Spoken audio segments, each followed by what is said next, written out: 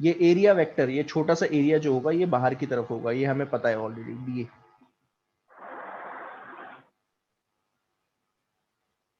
ठीक है, ये बाहर की तरफ होगा। दूसरा, क्यू पे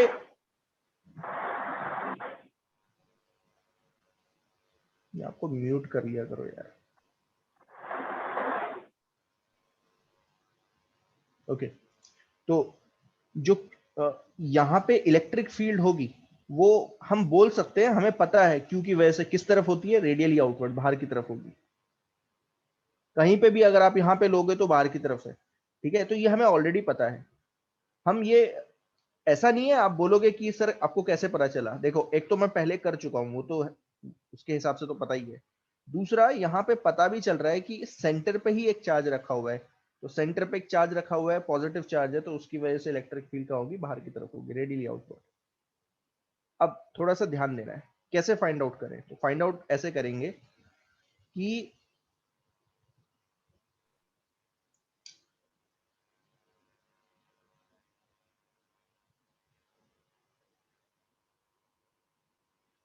बैटरी है, मैं यहाँ पे लिख दूँ।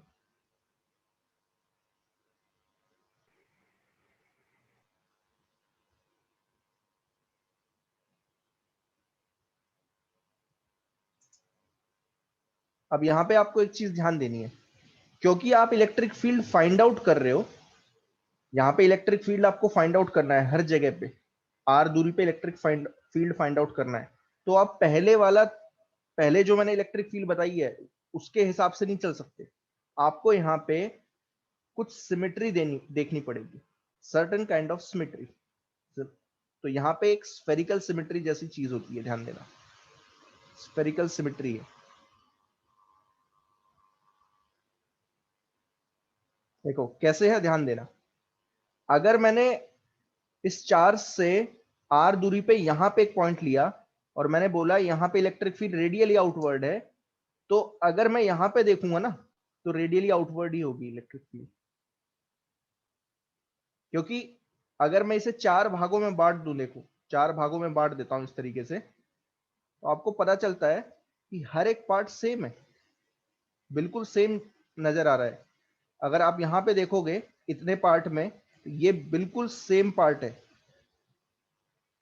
तो ये चार जो पार्ट है ये बिल्कुल सेम नजर आ रहे हैं आपको। ठीक है ना। बट अगर ये चार्ज सेंटर पे ना रख के यहां पे रखा होता तो फिर आप क्या बोलते, फिर ये सिमेट्री नहीं होती, फिर यहाँ पे there is no kind of symmetry. ठीक है ना। यहाँ पे स्फेरिकल सिमेट्री इसलिए है क्योंकि ये कहां पे रखा हुआ है, सेंटर पे रखा हुआ है चार्ज, बिल्कुल।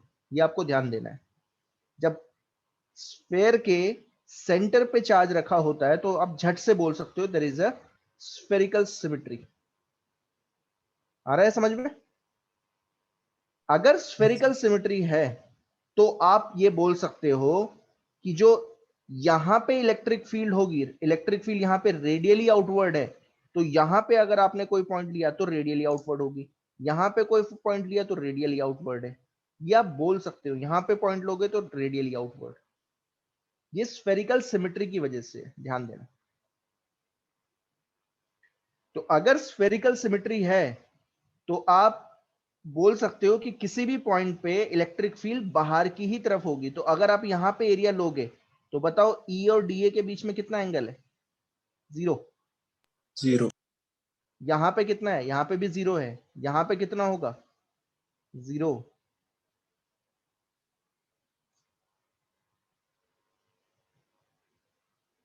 तो हर जगह पे एंगल जीरो है, तो अब आप लगा सकते हो, देखना जरा क्या होगा।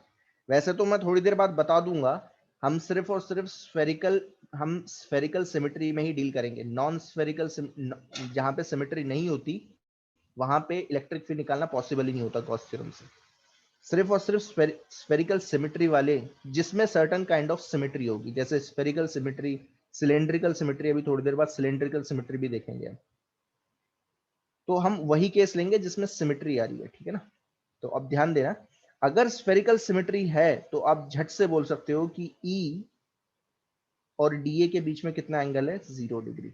तो E D A cos zero सीधा लिख सकते हो यहाँ पे।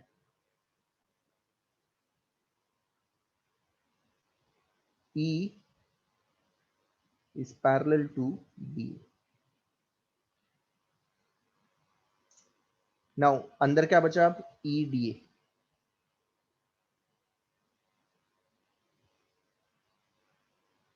दूसरा और क्या बोल सकते हो, ड्यू टू, और क्या बता सकते हो, और ये चीज भी बता सकते हो, due to spherical symmetry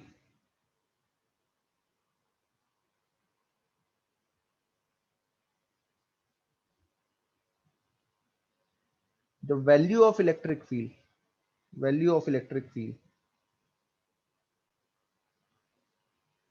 at each point on the surface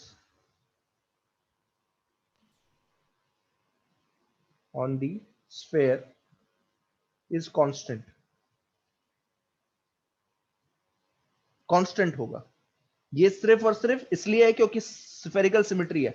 अगर स्फेरिकल सिमेट्री नहीं होती, जैसे अगर ये चार्ज सेंटर पे ना रख के यहां पे रखा होता कहीं पे, तो फिर आप क्या बोलते हैं, यहां इलेक्ट्रिक फील्ड क्या है, अलग होगी, यहां अलग होगी, यहां अलग होगी, यहां अलग होगी, यहां अलग होगी. आ रहा है समझ में? Yes sir. Yes sir. ये सिर्फ और सिर्फ इसलिए है क्योंकि चार्ज सेंटर पे रखा है, ध्यान देना है, इसीलिए है सिर्फ. तो अब आप क्या कर सकते हो, यहां से E बाहर निकाल सकते हो, क्योंकि E पूरे स्फेयर के सरफेस पे कांस्टेंट है, तो E बाहर निकालोगे तो अंदर क्या बचेगा, DA का सरफेस इंटीग्रल. और DA का सरफेस इंटीग्रल आपको याद है क्या होता है, 4 4 पाई पाई आर स्क्वायर. r square. तो इलेक्ट्रिक फील्ड पता चल गई. इलेक्ट्रिक फील्ड कितनी आई, इलेक्ट्रिक फील्ड आई आपकी सरफेस पे r दूरी पे कितनी आई, 4 pi epsilon naught r square. But ध्यान देना, डेरिवेशन करने का तरीका ये है, आपको ये पॉइंट्स लिखने पड़ेंगे. अगर आप ये पॉइंट नहीं लिखोगे स्फेरिकल सिमेट्री वाला, तो आपको मार्क्स नहीं मिलेंगे. कहीं सोचा आपने ये पूरा डेरिवेशन करके दिखा दिया और ये पॉइंट्स नहीं लिखे, आपने नहीं लिखे, तो आपको मार्क्स नहीं मिलेंगे. ध्यान देना, ये समझने वाली चीज है. ये ओनली फॉर स्फेरिकल सिमेट्री, और स्फेरिकल सिमेट्री तभी आ पाएगी जब चार्ज कहाँ रखा होगा, सेंटर पे, बिल्कुल सेंटर पे रखा होगा. सेंटर से हिलाने की कोशिश की और बोला कि जैसे मैंने यहाँ पे रखा हुआ है, चार्ज यहाँ पे रख दिया, और आपसे बोला अब बताओ यहाँ कितनी इलेक्ट्रिक फील्ड है. तो देखो, मुझे पता है इलेक्ट्रिक फील्ड, वैसे तो फॉर्मूले से मैं निकाल लूंगा, लेकिन गॉसियन सरफेस फिर आपको बड़ा करना पड़ेगा. फिर गॉसियन सरफेस ये बनेगा बड़ा सा. ठीक है, सेंटर वाले के लिए ये केस है, ध्यान देना. अगर चार्ज सेंटर पे रखा हुआ है तो मेरा काम बन जाएगा. क्लियर है यहां तक? Yes sir. ओके, तो ये पहला पार्ट हो गया, ये फर्स्ट डेरिवेशन है. और देखो, अगर आप ढंग से देखोगे ना, तो मैंने ये सारे डेरिवेशन करवा रखे हैं आपको. बस ये डेरिवेशन अब आप गॉस थ्योरम से कर रहे हो. दूसरा अब देखो, नेक्स्ट पार्ट देखो, electric field due to infinite charge rod. अगर याद होगा तो मैंने electric field due to infinite charge rod भी आपको बताई थी. Yes sir. क्या थी, lambda upon 2 pi epsilon naught r, अगर याद होगा. पिछली क्लास में देखना, पिछले से पिछली क्लास में जब मैं आपको रॉड की वजह से इलेक्ट्रिक फील्ड बता रहा था, तो एक केस लिया था जिसमें φ1 और φ2 90 की तरफ जाते थे. लेके चले जाता हूं पीछे.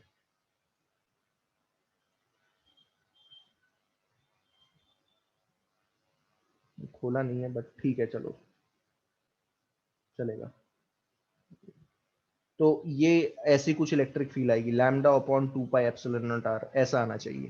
ठीक है ना, ये मैंने आपको ऑलरेडी बताया था. देखो अब यहां से करके दिखाता हूं, बिल्कुल वही आंसर आएगा. देखो, अब अगर आपने एक इनफाइनाइट चार्ज रॉड ली, तो बीच में देखो ये रॉड है, ये रॉड है, ध्यान देना, ये रॉड है, मैंने बनाई नहीं है लेकिन ये रॉड है ऐसे पूरी.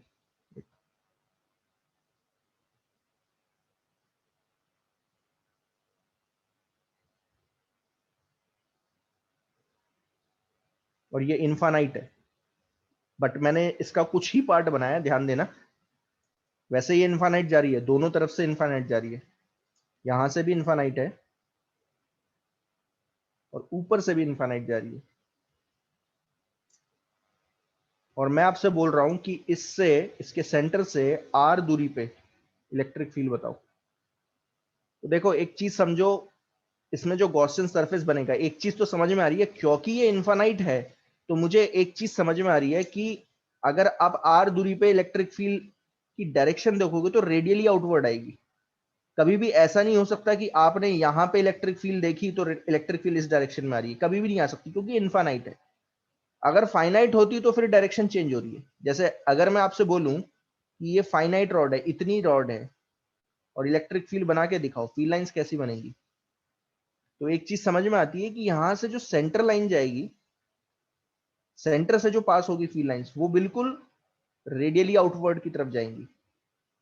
लेकिन अगर आपने यहां वाली देखी, यहां से जो फील्ड लाइन निकल रही है, तो आपको पता चलेगा कि वो निकलेगी तो 90 पे, लेकिन जैसे जैसे दूर जाएगी रेडियली आउटवर्ड होती जाएगी, ऐसे ऐसे। ये चीज समझ में आ रही है? Yes sir. ऐसे। और ये इमेजिन करो कि आपने 360 रोटेट कर दिया ऐसे। अगर 360 रोटेट करोगे तो ये कैसा बनेगा, आपको इमेजिन थोड़ा सा करना पड़ेगा। ऐसी इलेक्ट्रिक फील्ड आएगी।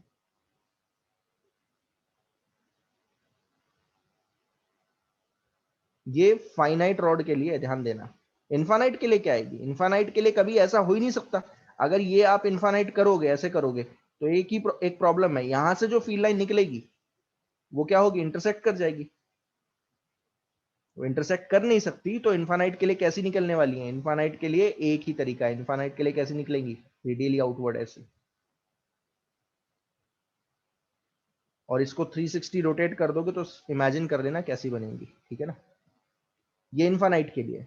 फाइनाइट के लिए ऐसी बनती है, ठीक है? तो ये चीज मुझे समझ में आ गई, ये मुझे एकदम समझ में आ जाता है यहाँ पे देख के कि इनफाइनाइट रॉड है, तो आपको पता चलेगा कि जो इलेक्ट्रिक फील्ड लाइंस है वो रेडियली आउटवर्ड जाएंगी। तो यहाँ पे जो गॉसियन सरफेस बनेगा वो कैसा बनेगा, सिलेंड्रिकल शेप का लेना पड़ेगा। अब इस गॉसियन सरफेस में अगर आप देख रहे हो तो 3 सरफेसेस है, ध्यान देना। कौन कौन से? एक तो ये फ्लैट सरफेस है S1, फिर दूसरा ये वाला फ्लैट सरफेस है S2, और तीसरा है कर्व्ड सरफेस एरिया। ठीक है,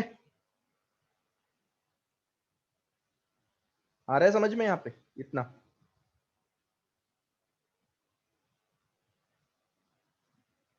तो यस ये अगर इसे ही मैं गॉसियन सरफेस मान लूं, अगर इस पूरे सिलेंडर को गॉसियन सरफेस मान लूं, तो मुझे पता है according to Gauss theorem, total flux passing through the Gaussian surface, Gaussian close surface, ये किसके इक्वल होगा? अंदर जो चार्ज है, टोटल चार्ज जो अंदर रखा है किसके, गॉसियन सरफेस के, डिवाइडेड बाय उसको एप्सिलॉन नॉट से डिवाइड कर देंगे। अब इसे निकालें कैसे? तो निकालने का तरीका क्या होगा, ध्यान देना। इसे मैं 3 पार्ट में निकालूंगा, कल मैंने आपको बताया भी था कि कैसे निकालेंगे। 3 पार्ट में निकाला जाएगा। S1 से S1 से निकालना पड़ेगा, कितना फ्लक्स पास हो रहा है। S2 से निकालना पड़ेगा, कितना फ्लक्स पास हो रहा है। और CSA से निकालना पड़ेगा, कर्व्ड सरफेस एरिया से। और तीनों को आप क्या करोगे, सिंपल ऐड कर दोगे, क्योंकि ये एक स्केलर क्वांटिटी होती है, तो स्केलर क्वांटिटी को सिंपल ऐड कर दिया जाता है। Flux is a scalar quantity, ये मैं आपको बता चुका हूं, तो आप सिंपल ऐड कर दोगे। अब ये एक एक करके निकालना है। मैं ये जो 3 पार्ट हैं, पहले ये निकालूंगा, ये निकालूंगा, ये निकालूंगा, और ये भी निकालूंगा, 4, और इसमें पुट कर दूंगा, तो अपने आप इलेक्ट्रिक फील्ड आ जाएगी। ठीक है, तो सबसे पहले S1 देख लेते हैं, S1 और S2, ये थोड़ा इजी है, S1 S2 इजी है। अब देखना जरा मैं कैसे बनाऊंगा, ध्यान से समझना। अब क्योंकि S1 पे अगर आप देखोगे तो S1 एक फ्लैट सरफेस है, तो अगर मैं इसमें एक छोटा सा एरिया लूं, ऐसे छोटा सा एरिया लूं इस सरफेस पे, तो इस एरिया की डायरेक्शन इस तरफ होगी, तो इसे मैं ले लेता हूं DA1। और यहां पे इलेक्ट्रिक फील्ड किस डायरेक्शन में होगी, ऐसे रेडियली आउटवर्ड। आ रहा है समझ में? Yes sir. कितना एंगल है दोनों के बीच में? 90 90। तो ध्यान देना, जब 90 एंगल होता है तो फ्लक्स पास नहीं होगा। अगर मैं इस सरफेस से बोलूं कि फ्लक्स कितना पास हो रहा है, तो आप क्या बोलोगे? सर पास थोड़ा ना हो रहा है, ग्रेस कर रहा है। पास होने का मतलब क्या होता है? या तो अंदर आता हुआ दिखेगा या बाहर जाता हुआ दिखेगा। लेकिन यहां तो ना तो अंदर आते हुए दिख रहा है ना बाहर जाते हुए दिख रहा है फ्लक्स। यहां पे फ्लक्स ना तो अंदर आते हुए दिख रहा है ना बाहर जाते हुए दिख रहा है। ऐसा लग रहा है कि सरफेस पे ही मूव कर रहा है। तो जब सरफेस पे मूव करता है तो फ्लक्स पास नहीं होता, उसे बोलते हैं ग्रेजिंग करना। ठीक है। तो अगर मैं इसकी बात करूं S1 से, जो सर फ्लक्स पास होगा, तो वो आप क्या बोलोगे? कितना होगा? 0। देखो निकाल के दिखा देता हूं। E1, अगर आप इसे निकालोगे तो कैसे निकालोगे? E1 into DA cos 90। cos 90 क्या होता है? 0। आंसर आ गया 0। यहां पे लिख देता हूं, flux is grazing on surface S1।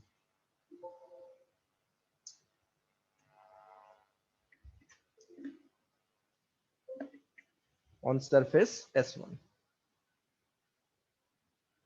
Same चीज S2 के साथ देखो। अब S2 के लिए मैं देख रहा हूं, S2 के लिए बता रहा हूं। तो S2 देखो, ये है, यहां पे एक छोटा सा एरिया लिया इस सरफेस पे, ये वाला जो एरिया है, ठीक है, ये भी एक फ्लैट एरिया।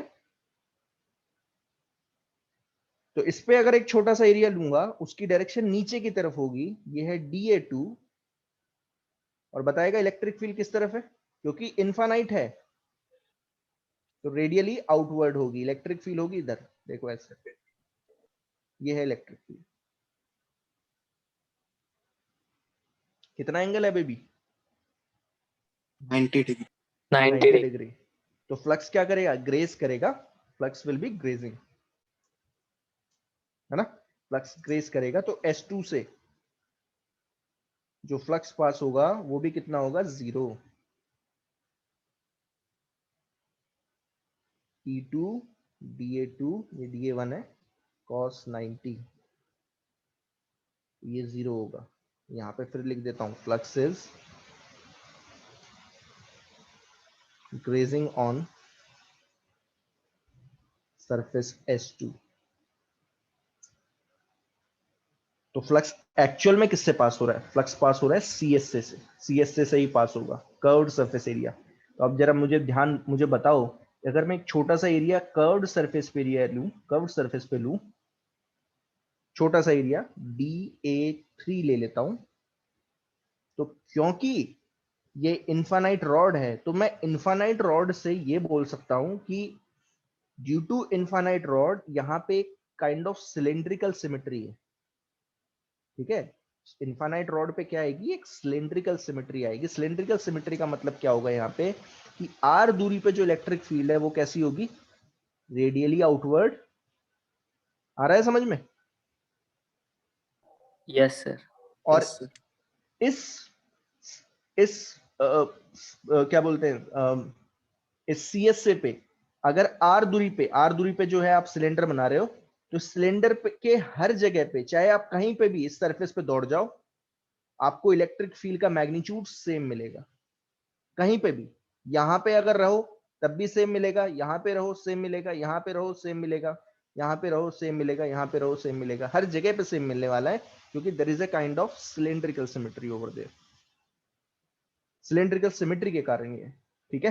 तो यहां पे अगर मैं CSA से फाइंड आउट करवाऊं,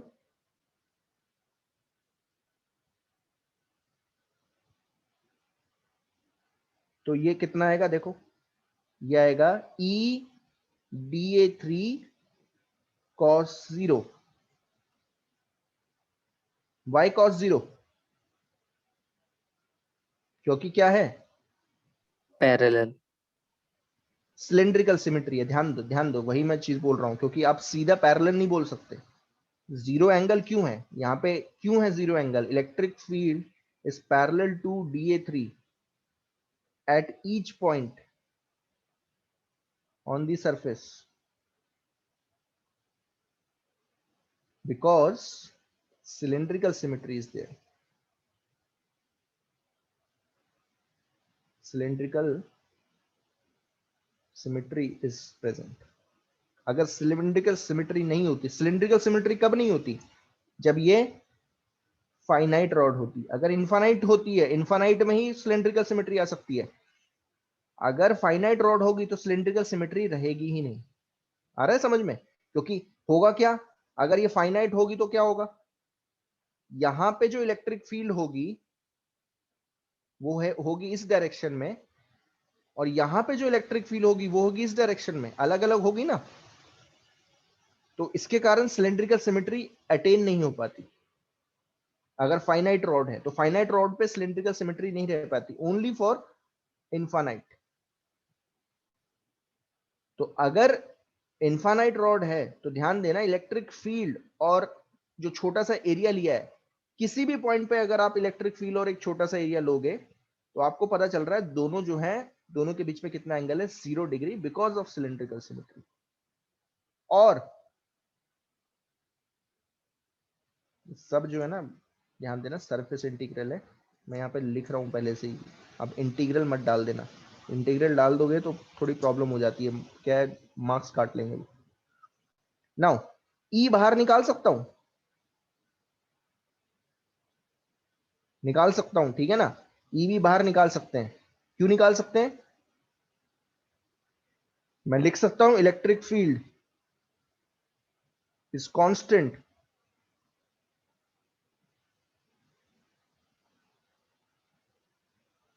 मैग्नीट्यूड सेम है उसका। हाँ, magnitude of electric field is constant at each point on the surface on CSA. क्यों? Due to cylindrical symmetry. cylindrical symmetry. ये लिखना पड़ेगा आपको, अगर आप लिखोगे नहीं ना और आपने सीधा ही कर दिया तो क्या है, इसमें कट जाते हैं मार्क्स।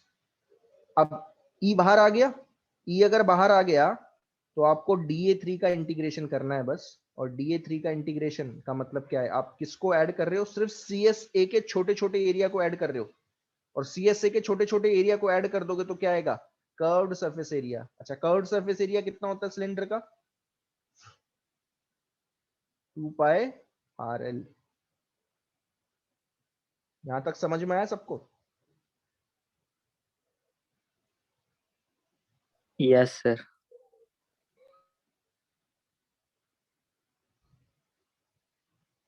तो ये DA3 को आप इंटीग्रेट करोगे, यहाँ पे लिख दे रहा हूं, DA3 को जब आप इंटीग्रेट करते हो तो उसका मतलब क्या है, आप क्या निकाल रहे हो, टोटल CSA। CSA आ जाएगा और CSA क्या है, 2 पाई RL। ध्यान देना ये।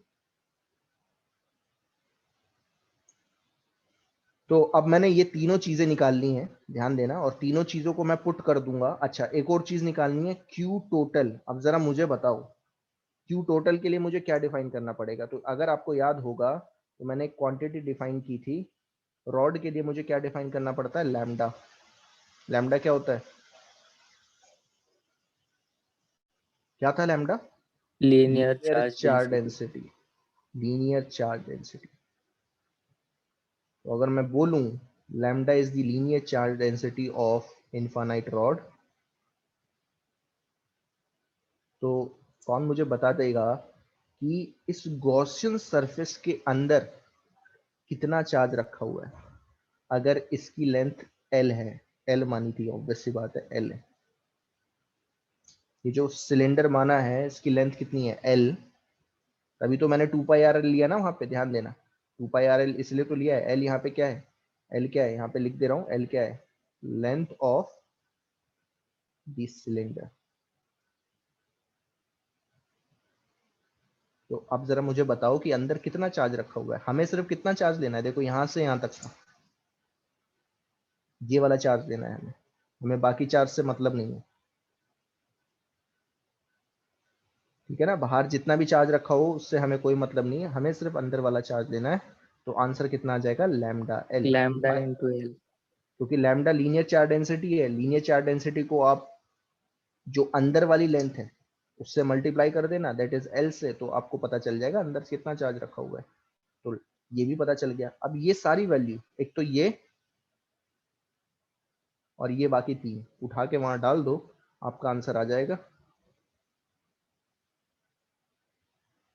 तो put all the values, put all the values, तो 0 प्लस 0 प्लस ई इंटू 2 पाई आर एल, ये क्या हो गया? ये हो गई ये 3 चीजें, पहली, दूसरी और ये तीसरी। इक्वल टू क्या आएगा? इक्वल टू आएगा lambda L by epsilon not. तो जो ई आया कौन से? At each point on the surface of this cylinder, जो गॉसियन सरफेस है, गॉसियन सरफेस माना है, उसके कर्व्ड सरफेस एरिया पे ध्यान देना कितना आएगा? Lambda L upon 2 pi R L epsilon naught, L L cancel out हो गया, आंसर आया lambda upon 2 pi epsilon naught R. ये है इलेक्ट्रिक फील्ड। सर वो surface integration of C S रखना है क्या? देखो बहुत सिंपल है, कुछ नहीं करना। अब ये तो, ये पूरी डेरिवेशन है, ये तो आपको करना पड़ेगा। अब ये आएगा ना तो ये 3 मार्क्स का ही आएगा, देख लो थोड़ा सा बड़ा डेरिवेशन है। तो आप खुद याद रखो कि ये तो पता ही चल रहा है S1 और S2 पे तो बिल्कुल सरफेस फ्लक्स जो है ना तो एंटर कर रहा है ना लीव कर रहा है, सिर्फ क्या कर रहा है? ग्रेस कर रहा है। तो total flux passing through S1 and S2 is 0, वो तो साफ साफ पता चल रहा है। ठीक है, और ये जो होगा E dot D A for C S से, ये होगा ई हमेशा बाहर निकलेगा, क्योंकि सिलिंड्रिकल सिमेट्री है, तो ई बाहर निकाल लो और DA3 का क्या होगा? 2 pi R L. That's it. आया समझ में? ये जो DA3 है, ये पूरा एरिया ऐड कर दोगे, ये छोटे छोटे एरिया ऐड कर रहे हो, ऐसे छोटे छोटे एरिया ऐड करते जा रहे हो, तो ये क्या मिलेंगे आपको? ये क्या देगा? CS से ही तो देंगे ना। Yes sir. तो CS से पता है कर्व्ड सरफेस एरिया क्या होता है सिलेंडर का? 2 पाई आर एल। तो सीधा पुट कर लो। वैसे यहां देखो, यहां देखोगे तो सीधा ही पता चल रहा है कि E into DA for spherical symmetry, जब भी स्फेरिकल सिमेट्री लग रही है, पहले स्फेरिकल सिमेट्री देख लो, ठीक है, कि लग रही है कि नहीं। स्फेरिकल सिमेट्री देखने का तरीका क्या है? पूरा स्फेयर जो बना रहे हो उसे 4 पार्ट में तोड़ लेना। अगर 4 पार्ट बिल्कुल सेम लग रहे हैं, इसका मतलब स्फेरिकल सिमेट्री लग रही है। स्फेरिकल सिमेट्री लग रही है, इसका मतलब कुछ नहीं करना, ई बाहर निकालो और डीए का इंटीग्रेशन क्या होगा? 4 पाई आर स्क्वायर। तो सीधा याद रखना, स्फेरिकल सिमेट्री में होता है E into 4 pi R square, और सिलिंड्रिकल सिमेट्री में क्या होगा? E into 2 pi R L. आ गया समझ में? Yes sir. ठीक है। Yes, sir. अब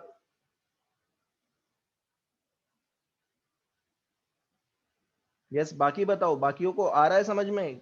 जो चीज मैं बताने की कोशिश कर रहा हूं यहाँ पे, हर जगह नहीं लगा सकते आप, ध्यान देना। गॉस, ये जो मैं बोल रहा हूं आपको कि गॉसियन थ्योरम से आप क्या निकाल रहे हो? गॉसियन थ्योरम यूज करके, गॉस थ्योरम यूज करके अगर आप इलेक्ट्रिक फील्ड निकालने की कोशिश कर रहे हो तो ध्यान देना, हर किसी केस में आप इलेक्ट्रिक फील्ड नहीं निकाल सकते। अब आप बोलोगे इनफाइनाइट के लिए तो आपने निकाल लिया, फाइनाइट के लिए निकालो, तो फाइनाइट के लिए नहीं निकलेगा, क्योंकि फाइनाइट में सिलेंड्रिकल सिमेट्री नहीं होती।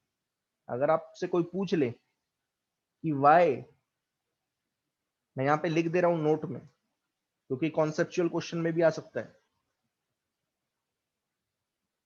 Y Gauss theorem is not used to find out the electric field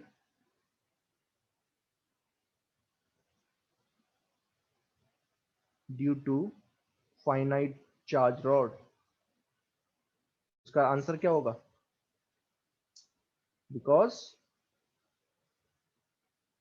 there is no symmetrical symmetry, cylindrical symmetry, there is no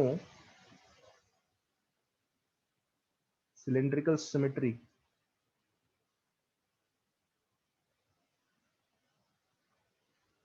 in finite charge rod।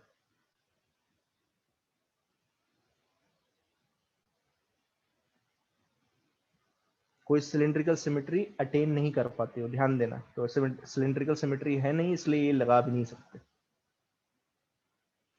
अब देखो एक क्वेश्चन देख लो, क्योंकि ऑल्दो ये formula छोटा सा लग रहा है ना, लेकिन क्या होगा इसमें भी बच्चा गलती कर देता है। मैंने कितनी बार ये न्यूमेरिकल दिया हुआ है और इसमें भी बच्चा गलती करता है। देखना, एक न्यूमेरिकल दे रहा हूं, ढंग से देखना। फाइंड आउट दी, ध्यान से समझना, find out the, sir yes, sir अगर मतलब हमेशा रॉड पॉजिटिवली चार्ज होगा। नहीं, नेगेटिवली चार्ज भी हो सकता है। बस नेगेटिवली चार्ज में आपको क्या करना है, कुछ नहीं करना, ये जो इलेक्ट्रिक फील्ड है अंदर आ जाएगी ऐसे। आया समझ में? Yes sir. ये इलेक्ट्रिक फील्ड अंदर आ जाएगी। अब जैसे ही इलेक्ट्रिक फील्ड अंदर आई, आपने एरिया तो बाहर माना है, तो देखो मैं बता भी देता हूं यहाँ पे, ये इतना ही बड़ा करोगे, लेकिन इसमें क्या है, चेंज आ जाएगा, थोड़ा सा चेंज आएगा। क्या चेंज आएगा बता देता हूँ। ये जब तीसरा निकालोगे ना, देखो ये जो तीसरा निकालोगे, पहले दो तो जीरो हो गए, ये तो सेम ही रहेगा। अब ये देखो, ये वाला जो लास्ट यहाँ पे जो है, जो चार्ज रखा था, वो होगा माइनस लैम्डा एल। आ रहा है समझ में? माइनस क्यों है? क्योंकि नेगेटिव चार्ज है। मैंने बताया था नेगेटिव चार्ज में लैम्डा क्या होता है, नेगेटिव होता है। और इन दोनों में आप कितना एंगल है, 180 डिग्री। तो आप इसे क्या लिखोगे, ई d3 cos 180। cos 180 क्या होगा, -1। तो देखो कुछ फर्क नहीं पड़ेगा, जो माइनस माइनस है कैंसल आउट हो जाता है, तो ई बाहर निकल जाएगा, क्योंकि सिलेंड्रिकल सिमेट्री और ये 2 पाई आर एल है। तो क्या आंसर आया? आया तो वही, ये आया समझ में? Yes sir. तो आंसर तो वही आया। ई क्या है, lambda upon 2 pi epsilon naught R. बस दिक्कत क्या है, दिक्कत कुछ नहीं है, दिक्कत ये है कि इलेक्ट्रिक फील्ड की डायरेक्शन अंदर की तरफ है, बस और कुछ नहीं है। आंसर तो वही है, इलेक्ट्रिक फील्ड का मैग्नीट्यूड उतना ही रहेगा, मैग्नीट्यूड पे कोई फर्क नहीं पड़ रहा। बस क्या होगी, इलेक्ट्रिक फील्ड की डायरेक्शन चेंज हो जाएगी, अंदर की तरफ इन्वर्ट आएगी। ये अगर मैं इसे बना के दिखाऊं, अब पूरा बनाने मैंने क्या है ना, ये जो 2D डायग्राम है, और 2D में अगर मैं 3D डायग्राम घुसा दूंगा ना, तो कुछ और ही मिल जाता है। तो देखो मैं एक बार बनाने की कोशिश कर देता हूँ। इलेक्ट्रिक फील्ड लाइंस ना ऐसे जाएंगे, देखो ऐसे। किसी भी क्रॉस सेक्शन पे अगर देखोगे तो इलेक्ट्रिक फील्ड लाइंस यहाँ पे बाहर की तरफ जा रही है, क्योंकि पॉजिटिव चार्ज है। नेगेटिव चार्ज होगा तो यही फील्ड लाइंस क्या आ जाएंगी, अंदर की तरफ आ जाएंगी। ये किसी भी क्रॉस सेक्शन पे, अगर आप क्रॉस सेक्शन चेंज करोगे, जैसे मान लीजिए आप बोलोगे सर यहां बताओ इस क्रॉस सेक्शन पे क्या होगा, तो इस क्रॉस सेक्शन पे ऐसा होगा, देखो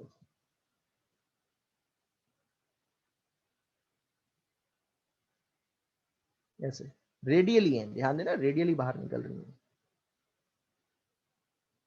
आई होप समझ में आ गया होगा। Yes sir. ठीक है, अब क्वेश्चन देखो, क्वेश्चन क्या है ढंग से समझना। Find out the electric field due to infinite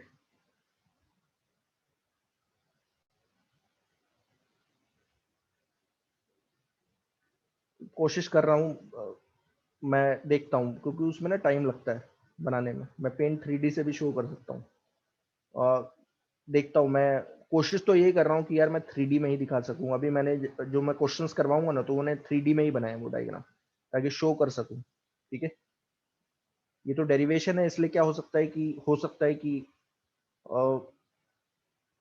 मैं दिखा देता हूँ। चलो अब ना, अब आपने बात की है तो मैं दिखाई देता हूँ, या लास्ट में दिखा दूंगा थोड़ा सा। ठीक है, लास्ट में दिखा दूंगा, लास्ट के 5 मिनट बचेंगे ना, तो ये पूरा को पूरा शो करके दिखा दूंगा। मैंने एक बार 3D डायग्राम दिखाया भी था आपको इसका।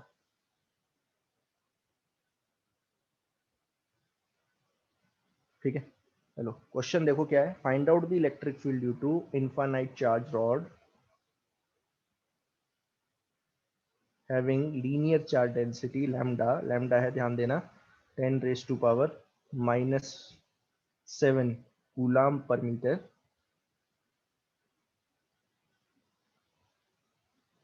at 10 centimeter from the rod. 10 centimetre दूरी पे बताना है। तो देखो ये है रॉड, और ये रॉड कैसी है, इन्फानाइट दूरी पे, दोनों तरफ से इन्फिनिटी जा रही है। दिखा नहीं रहा हूं लेकिन मानना है, ठीक है ना, इस तरीके से। अब मैं आपसे बोल रहा हूं इससे कितनी दूरी पे, 10 सेंटीमीटर दूरी पे इलेक्ट्रिक फील्ड बताओ। तो अब हमें पता है कि कितनी होगी, बाहर की तरफ होगी इलेक्ट्रिक फील्ड, होगी कि नहीं, क्योंकि पॉजिटिव चार्ज है बाहर की तरफ और नेगेटिव होता तो अंदर की तरफ होती। और कितनी होगी, फॉर्मूला अभी बताया, lambda upon 4 pi epsilon naught R, 2 pi epsilon naught R. अब होता क्या है ना, बच्चा क्या करता है, यहाँ पे एप्सिलॉन नॉट की वैल्यू डालेगा 8.85, लैम्डा की डालेगा, आर की डालेगा और सॉल्व करेगा, बहुत बड़ी कैलकुलेशन हो जाएगी। मैं क्या करता हूँ, एक ट्रिक यूज करता हूँ। मैंने क्या लिखा कि मैं इसे ऐसे लिख देता हूँ, देखो 2 lambda upon 4 pi epsilon naught R लिख सकता हूँ कि नहीं, 2 से मल्टीप्लाई किया, 2 से डिवाइड कर दिया। तो इससे एक फायदा क्या मिलता है, ध्यान देना, 1/4 पाई एप्सिलॉन नॉट इसे अलग कर लो और 2 लैम्डा बाई आर को अलग कर लो। ये क्या है, इसकी वैल्यू बताओ कितनी है, 9 9 into into 10 raised to 9. 9 into 10⁻⁹। तो ये देखो इजी हो गया, 2 लैम्डा, लैम्डा इज 10⁻⁻7, ये दिया हुआ है कूलाम पर मीटर। अगर सेंटीमीटर में होता तो पहले मीटर में कन्वर्ट करता, ध्यान देना, यहाँ पे ऑलरेडी कूलाम पर मीटर में दिया हुआ है, तो आंसर सही है, कोई प्रॉब्लम नहीं, सीधा डाल दो। 2 into lambda, lambda is 10⁻⁷ and R, R कितना है, यहाँ पे आर दिया हुआ है 10 सेंटीमीटर, तो इसे चेंज करना पड़ेगा। तो सेंटीमीटर को मीटर में कैसे चेंज करते हैं, 10⁻⁻2 से मल्टीप्लाई करके। तो ये आ जाएगा नीचे 10 इंटू 10⁻⁻2। बस इसे सॉल्व कर लो, आ गया आंसर।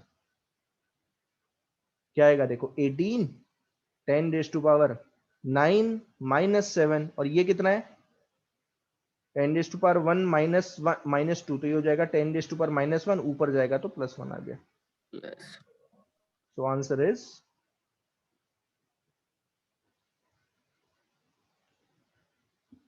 18 into 10⁻3 न्यूटन पर यूनिट कूलम। ये आंसर है। क्लियरिटी हुई, क्लियर हुआ? Yes sir. Yes, ये sir. तो देखो ध्यान देना, ये जो डेरिवेशन है, this derivation is very important, very very important, ये वाली, ये ध्यान देना, इसके आने के ना चांसेस बहुत ज्यादा होते हैं। इसके electric field due to infinite charge rod, इसके आने के चांसेस बहुत ज्यादा होते हैं, 3 मार्क्स में आ ही जाता है, ठीक है, तो ये आपको अच्छी तरीके से आना चाहिए। चलो ठीक है, अब ये डेरिवेशन देखेंगे बाद में, थोड़ा सा बाद में देखेंगे, एक दो न्यूमेरिकल करते हैं, ठीक है। और ध्यान देना, आज अच्छे न्यूमेरिकल हैं, इंपॉर्टेंट न्यूमेरिकल हैं, तो समझने की कोशिश करना, क्योंकि हैं ये गॉस थ्योरम के सारे के सारे जो मैं करवा रहा हूँ, लेकिन अच्छे न्यूमेरिकल हैं तो ढंग से समझने हैं, ठीक है। देखो, क्योंकि अगर ये समझ में आए तो ये है कि आपके कॉन्सेप्ट क्लियर हो जाएंगे, कॉन्सेप्ट क्लियर होने ज्यादा जरूरी है। अगर ये समझ में आते हैं तो ढंग से समझना। अब देखो क्वेश्चन में दिया क्या, ये देखो, ये यहां तक मैंने कल डिस्कस करवा दिए थे। क्वेश्चन में दिया क्या है, it has been experimentally observe, आपको दो ही चीज निकालनी आनी चाहिए, ध्यान देना, एक तो फ्लक्स निकालना आना चाहिए कि फ्लक्स कैसे निकालते हैं, और दूसरा गॉस थ्योरम लगानी आनी चाहिए, तो आप ऑलमोस्ट सारे न्यूमेरिकल कर पाओगे, तो ध्यान से समझना। It has been experimentally observe, NCERT का न्यूमेरिकल है, ढंग से देखना, और ये जेई में भी आ रखा है एक बार, तो आप देख लोगे, ढंग से देखना। It has been experimentally observed that the electric field in a large region of Earth atmosphere is directly vertical down. अब देखो, अगर आप ढंग से देखोगे तो इस डायग्राम में दिया हुआ है ऑलरेडी, यहां देखो इलेक्ट्रिक फील्ड इस सरफेस पे, इस पूरे सरफेस पे इलेक्ट्रिक फील्ड का है, नीचे की तरफ है ऐसे, और यहाँ पे भी का है इलेक्ट्रिक फील्ड नीचे की तरफ है, वर्टिकली डाउन है, और बीच में भी इलेक्ट्रिक फील्ड है, ऐसा नहीं है, बीच में भी है, ठीक है ना, नीचे की तरफ। The electric field is 60 volt per metre. अब ध्यान देना, ये जो वोल्ट पर मीटर भी है, ये भी इलेक्ट्रिक फील्ड की यूनिट होती है, ये आगे चल के पता चलेगा। अब इलेक्ट्रिक पोटेंशियल करवाऊंगा तो आपको पता चलेगा वोल्ट पर मीटर भी इलेक्ट्रिक फील्ड की यूनिट होती है। तो कंफ्यूज मत होना कि सर आपने वोल्ट पर मीटर क्यों ले रखा है, तो वोल्ट पर मीटर भी इलेक्ट्रिक फील्ड की यूनिट है।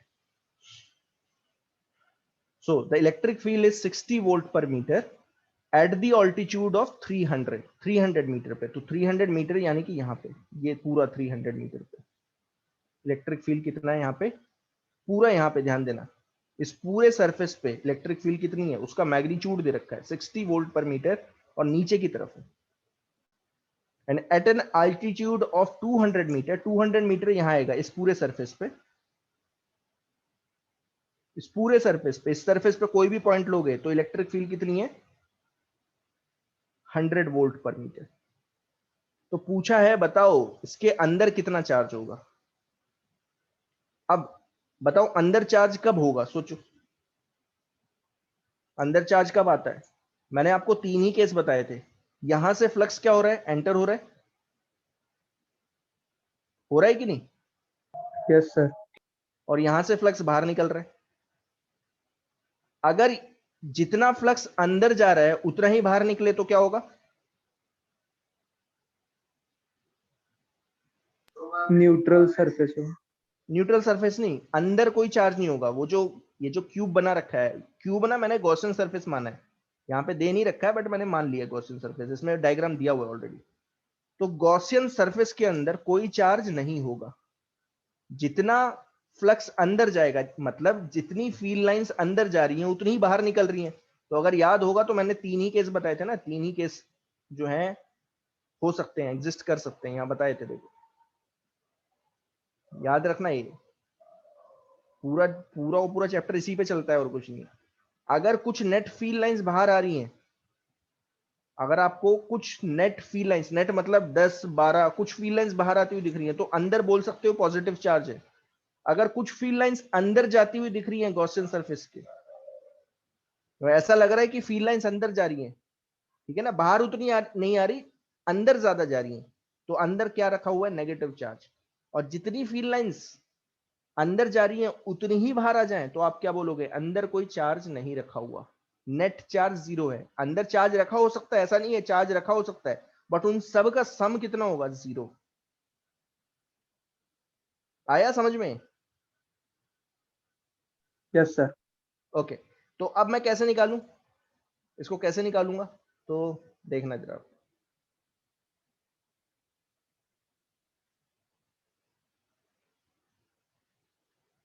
डायग्राम मैं थोड़ा सा हटा दिया है ताकि फिर से मैं अब जो है शो कर सकूं। ठीक है, आप देखो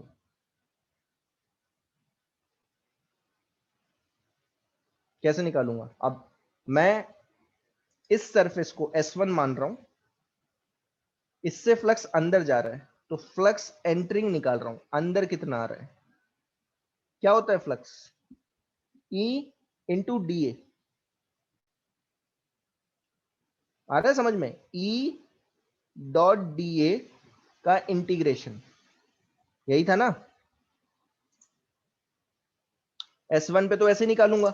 अब देखो इसके हर एक पॉइंट पे ध्यान देना, हर एक पॉइंट पे, इस सरफेस के हर एक पॉइंट पे इलेक्ट्रिक फील्ड का मैग्नीट्यूड कितना है,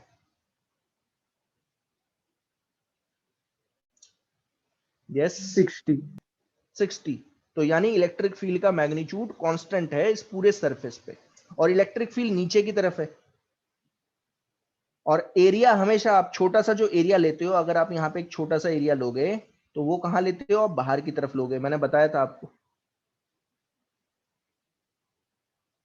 सरफेस इंटीग्रेशन से भी कर सकते हो और नहीं करना है ना तो उससे भी नहीं, सरफेस इंटीग्रेशन नहीं भी लगाओगे तब भी आ जाएगा। बट मैं क्या कर रहा हूं, मैं सरफेस इंटीग्रेशन से करके दिखा देता हूं आपको, ताकि आपको समझ में आ जाए। क्योंकि आप बोलोगे सर कभी आप सरफेस इंटीग्रेशन लगा रहे हो कभी नहीं लगा रहे हो कह रहे हैं, तो देखो दोनों से कर सकते हो, ध्यान देना। अब देखो मैं लगा रहा हूं तो ढंग से देखना, और फिर मैं बोलूंगा नहीं लगाओगे तब भी हो जाएगा, देखना।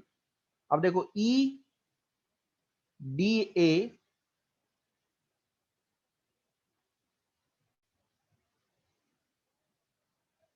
ई, यहाँ पे ds लिया हुआ है तो ठीक है, कोई फर्क नहीं पड़ रहा है, ds ले लो। ई ds cos 180, दोनों के बीच में कितना एंगल है, 180। देखो इलेक्ट्रिक फील्ड नीचे की तरफ है और एरिया बाहर की तरफ है, तो कितना एंगल हो गया 180। तो ये आ जाएगा cos 180 कितना होता है -1, तो माइनस बाहर आ गया ई डी एस। अब ई आप बाहर निकाल सकते हो क्योंकि ई पूरे सरफेस पे कांस्टेंट है, और ds का इंटीग्रेशन क्या हो जाएगा फिर पूरा area s, e into S. आया समझ में? Yes yes sir. Yes sir. अच्छा, इलेक्ट्रिक फील्ड कितना है 60, और इसका एरिया कितना होगा बताएगा कोई? अब क्योंकि इसमें एरिया नहीं दिया हुआ है तो आप एस ही मान लो, बेटर ये है। इस पूरे का एरिया क्या हो जाएगा एस ही ले लेना। तो जो फ्लक्स अंदर एंटर कर रहा है वो कितना है -60s। देखो इंटीग्रेशन से भी वही आ रहा है, और यहां पे बिना इंटीग्रेशन के भी आ जाएगा। आप बोलोगे सर इलेक्ट्रिक फील्ड तो पूरे सरफेस पे कांस्टेंट है ना, तो आप सीधा ही फॉर्मूला लगा दो, E डॉटेड विद S। बिल्कुल लगा सकते हो, देखो E S cos 180।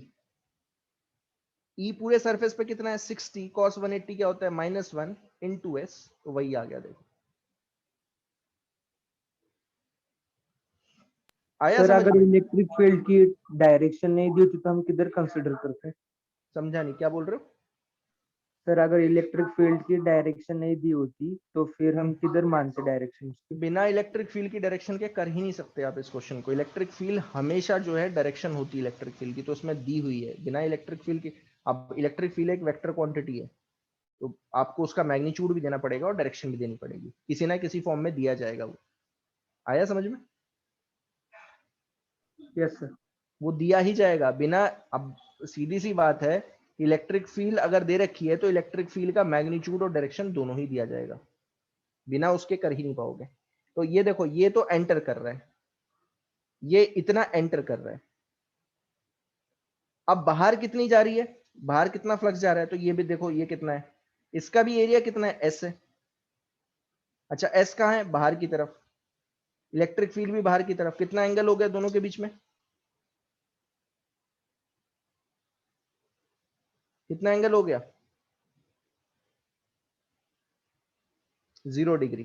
तो क्या आएगा यहाँ पे, देखो यहाँ पे कितना आएगा E इंटू डी एस, क्या होगा E डॉट डी एस क्या होगा E into S cos 0। Electric field पूरे सरफेस पे कितनी है 100, एरिया हो गया S cos 0 क्या होता है 1, तो आंसर आया 100s पॉजिटिव में। कल याद होगा मैंने बताया था नेगेटिव अगर फ्लक्स आता है तो उसका मतलब क्या है, ये एंटर कर रहा है, और अगर पॉजिटिव आता है तो फ्लक्स क्या कर रहा है, लीव कर रहा है गॉसियन सरफेस। इतना सरफेस से एंटर कर रहा है और इतना लीव कर रहा है, तो मुझे बताओ कि क्या ज्यादा कर रहा है, लीव एंटर ज्यादा ज्यादा लीव कर, लीव लीव ज्यादा ज्यादा कर। कर। तो अगर लीव ज्यादा कर रहा है तो इसका मतलब अंदर क्या होगा, बाहर आते हुए ज्यादा फ्लक्स दिखाई दे रहा है, तो अंदर आप बोलोगे क्या है, पॉजिटिव चार्ज रखा हुआ है। तो यहां से एक चीज पता चल जाती है कि since phi leaving, flux leaving is greater than phi entering, positive charge is present inside the Gaussian surface.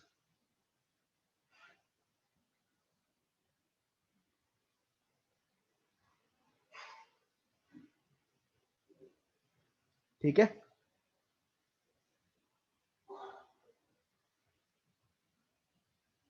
अच्छा यस सर। इसमें ना क्यूब का वो भी दे रखा है, एच भी दे रखा है, तो ठीक है कोई फर्क नहीं पड़ता, मुझे ये तो पता चल गया। अब अगर मुझे बोला है कि ये बताओ कि कितना चार्ज रखा हुआ है, तो ठीक है अब मैं निकाल सकता हूं।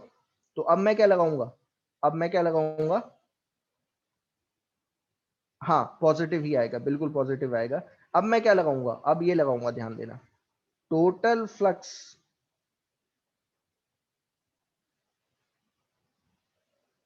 Passing through the Gaussian surface,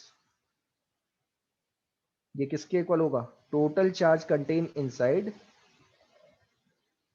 upon epsilon naught. ये लगा दूंगा, ये गॉस थ्योरम लगा दी मैंने। नाउ ये निकाल चुका हूं, ये ऑलरेडी निकाल चुका हूं। बताओ अंदर कितना आ रहा है -60s और बाहर कितना जा रहा है 100s। इन दोनों को ऐड कर दो तो ये टोटल फ्लक्स आ जाएगा। तो अंदर कितना चार्ज रखा हुआ है इनसाइड, ये आ जाएगा 40 एप्सिलॉन नॉट s। और s कितना होगा, s एरिया भी निकाल सकता हूं। 10 तो raised to देखो 4. इसकी साइड, हाँ ये दे रखा है ऑलरेडी, एज की लेंथ दे रखी है, ये 100 मीटर है दिया हुआ है। तो एरिया क्या हो जाएगा, ऊपर वाला एरिया कितना आ जाएगा 10 raised to 4. हाँ यही s है 10⁴। तो ये उठा के डाल दो, ये आएगा 40 8.85 10⁻⁻12 इंटू 10⁴। जरा मुझे सॉल्व करके बताना कितना आ रहा है। 3.54 into 10 raised to -6. Okay 3.54 10⁻⁻6 coulomb. ये है पॉजिटिव चार्ज, इतना पॉजिटिव चार्ज अंदर रखा हुआ है। तो ये आंसर हो जाएगा, इसमें है, दिख रहा है, यस डी ऑप्शन है इसमें। समझ में आया। Yes sir. तो देखो अगर आप ढंग से देखोगे तो आपको पता चल रहा है इस सब में कुछ नहीं करना था। अगर आपको फ्लक्स निकालना आता है कि अंदर कितना फ्लक्स जा रहा है और बाहर कितना जा रहा है, ये निकालना आता है आपको, तो आप अंदर कितना चार्ज रखा होगा ये झट से निकाल लोगे। फ्लक्स निकालना आना चाहिए और गॉस थ्योरम लगानी आनी चाहिए, बस और तो कुछ नहीं। अब देखो नेक्स्ट सम देखो, ये बहुत अच्छा सवाल है, इसमें तो बहुत चीजें पूछ लेंगे, ध्यान देना।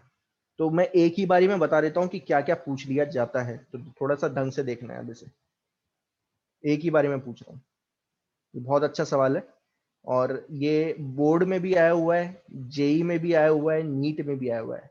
ध्यान से समझना सवाल क्या है। Calculate the electric flux passing through each of the 6 face of closed cube of length L। तो ध्यान देना, ये एक क्यूब है, दिख रहा है ये वाला, ये यहाँ पे, ये पूरा ये वाला,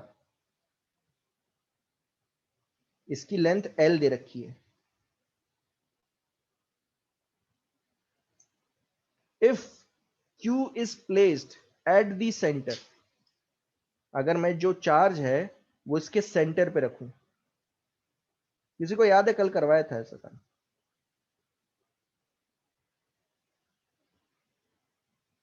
कौन बताएगा। अगर इसके सेंटर पे रखा जाए चार्ज कितना Q, तो जरा मुझे बताओ अगर बिल्कुल इसके सेंटर पे रखा जाए तो इसकी चारों फेसेस से, 6 फेसेस है ना यहाँ पे, कितना डिस्टेंस होगा, सेम डिस्टेंस होगा। सेम डिस्टेंस होगा। और कितना होगा जरा बताना, L/2 L/2.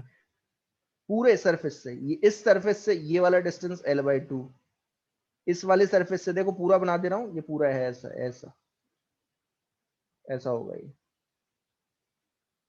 तो 6 सरफेस से L/2 डिस्टेंस है, क्योंकि ये सेंटर पे रखा हुआ है। ठीक है, तो अगर सेंटर पे रखा हुआ है तो आंसर क्या होगा बताओ, पूरे क्यूब से कितना आंसर आएगा। अगर इसी को, किसको, ये जो क्यूब है इसको अगर मैं गॉसियन सरफेस मान लूं,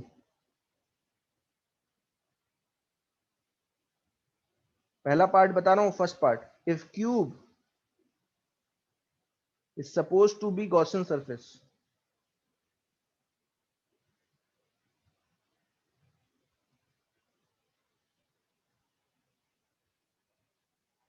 तो पहले केस में अगर चार्ज इस क्यूब के सेंटर पे रखा हुआ है तो मुझे बताओ what is the total flux passing through the cube, क्या होगा आंसर। सर डिवाइड बाय 6 करेंगे उसको। हाँ, जो अंदर चार्ज रखा हुआ है उसे डिवाइड कर देना एप्सिलॉन नॉट से, यही तो है total flux passing through the cube, क्योंकि क्यूब ही को क्या माना है, गॉसियन सरफेस। तो यहाँ पे इंटीग्रेशन भी लिख सकते हो ऐसे, आप बोलोगे सर आपने ये कैसे लिख दिया, इसको ऐसे भी लिख दोगे, कोई फर्क नहीं पड़ेगा, बात वही है, इसको शॉर्ट में ऐसे लिख दिया। तो पूरे क्यूब से कितना पास होगा, 6Q बाय एप्सिलॉन नॉट, क्योंकि अंदर चार्ज कितना रखा हुआ है Q, तो Q को क्या करना है, एप्सिलॉन नॉट से डिवाइड करना है।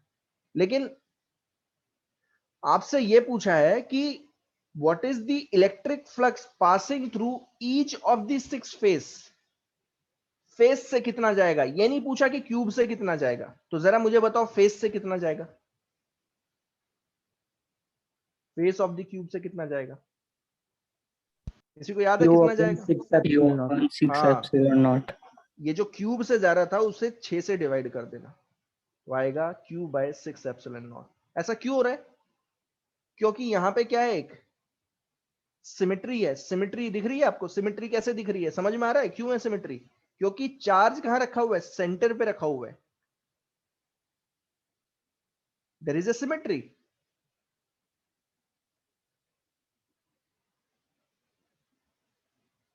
as charge is kept at the center of the cube.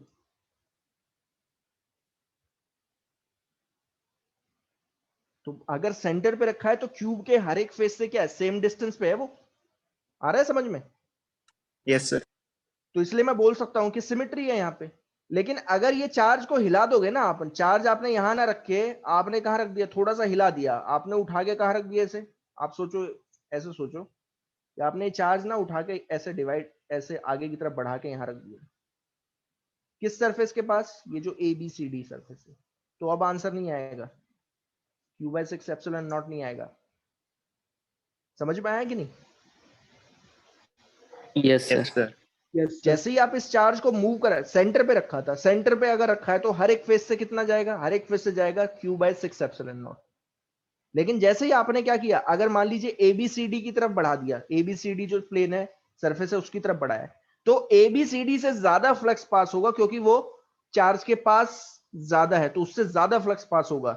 लेकिन जो दूर वाला सरफेस है ई एफ जी एच, ये ई एफ जी एच इससे कम पास होगा क्योंकि वो दूर है थोड़ा सा। आया समझ में?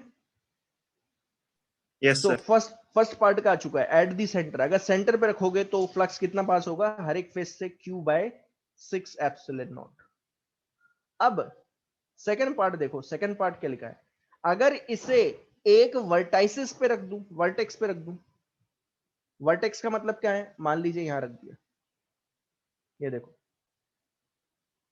इस चार्ज को एक वर्टेक्स पे रख दिया। अब ये बहुत इंटरेस्टिंग है। अब अगर आप ढंग से देखोगे, if charge is kept at the vertex,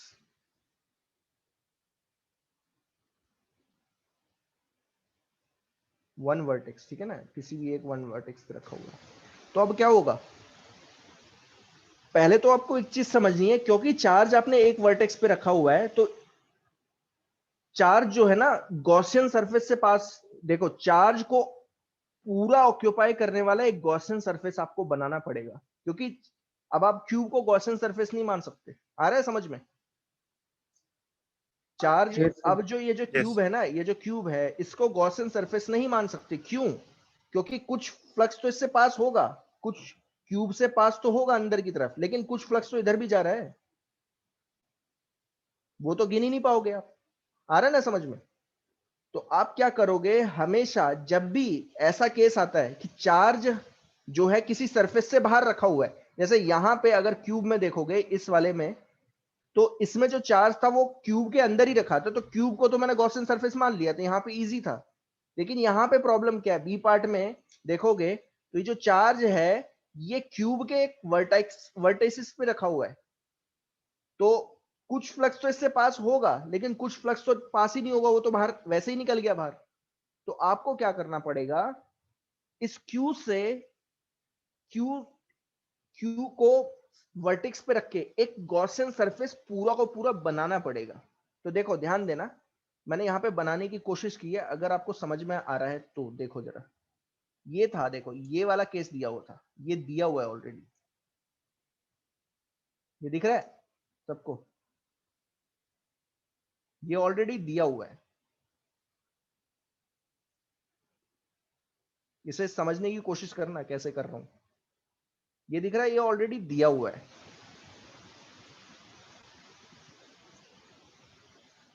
यही दिया हुआ है ना। Yes, Yes, sir. Yes, sir. अब मैंने क्या किया, इस क्यूब, इस चार्ज को कोशिश की कि एक गॉसियन सरफेस के अंदर ला सकूं। तो मैंने क्या सोचा, क्यों ना मैं ऐसा ही क्यूब, एक आर्बिट्री क्यूब इसके साइड में लगा दूं। तो वो ये हो गया, देखो ये दिख रहा है। Yes sir. Yes, sir. आपको गॉसियन सरफेस हमेशा ऐसे ही चूज करना है, ऐसे चूज करना है कि जो चार्ज है ना वो पूरा को पूरा उस गॉसियन सरफेस के अंदर आ जाए। क्या अभी ये चार्ज पूरा गॉसियन सरफेस के अंदर आया है? No. नहीं आया। तो No, फिर मैंने एक चीज सोची, क्यों ना मैं एक और क्यूब लगा दूं। तो मैंने एक और क्यूब लगा दिया, देखो ऐसे। समझना इस चीज को, ठीक है ना, इंपॉर्टेंट है ये, अच्छा क्वेश्चन है और समझने की कोशिश करना। क्या अभी आया अंदर? No. अभी भी नहीं no, आया। sir. तो फिर इसके साइड में एक और लगा दिया।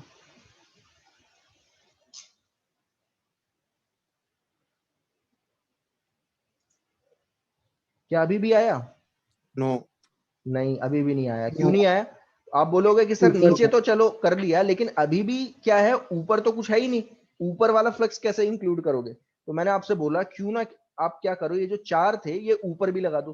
तो ऊपर भी लगा दिए। तो अब अगर आप ढंग से देखोगे, अगर आप इस क्यूब में, ये वाला जो क्यूब था, इसके साइड में आसपास 7 क्यूब लगा देते हो, तो आपको पता चलता है कि ये बिल्कुल इसके सेंटर में आ गया है। ये वाला जो चार्ज है ना, ये वाला जो चार्ज क्यू है, वो बिल्कुल इसके सेंटर पे आ चुका है। Yes, sir. पूरा को पूरा जो चार्ज है प्लस क्यू रखा था, वो इसके सेंटर पे आ गया। अब मेरा काम बन गया। अब आपको पता चलेगा कि ये बिल्कुल कैसा क्वेश्चन हो गया। ये वाला देखो ऐसे आ रहा है समझ में? Yes. क्यों? क्योंकि ये जो बड़ा सा हाइपोथेटिकल क्यूब बनाया ना मैंने, बड़ा सा एक हाइपोथेटिकल क्यूब बनाया, उसके बिल्कुल सेंटर पे क्या रखा हुआ है? ये पॉजिटिव चार्ज रखा हुआ है, प्लस क्यू रखा हुआ है। तो जरा मुझे बताओ कि आप इस क्वेश्चन को कैसे अटेम्प्ट करोगे। तो ध्यान देना, हमेशा आपको एक चीज ध्यान रखना है कि जब भी ऐसा क्वेश्चन आपको मिलता है, then you have to draw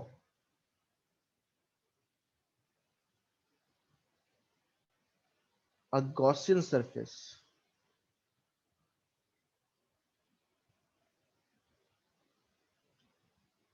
in such a way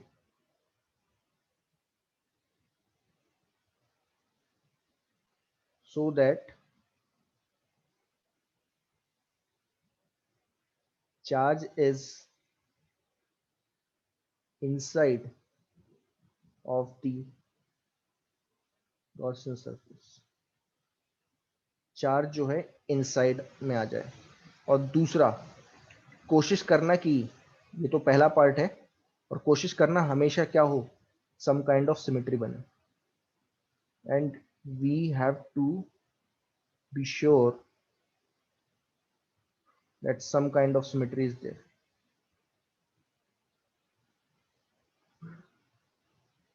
क्या होता है, सिमेट्री से इजी पड़ जाता है निकालना। अदरवाइज क्या, इंटीग्रेशन के झमेले में पड़ोगे, और इंटीग्रेशन कोई पूछता भी नहीं, इतना कोई टफ पूछता नहीं।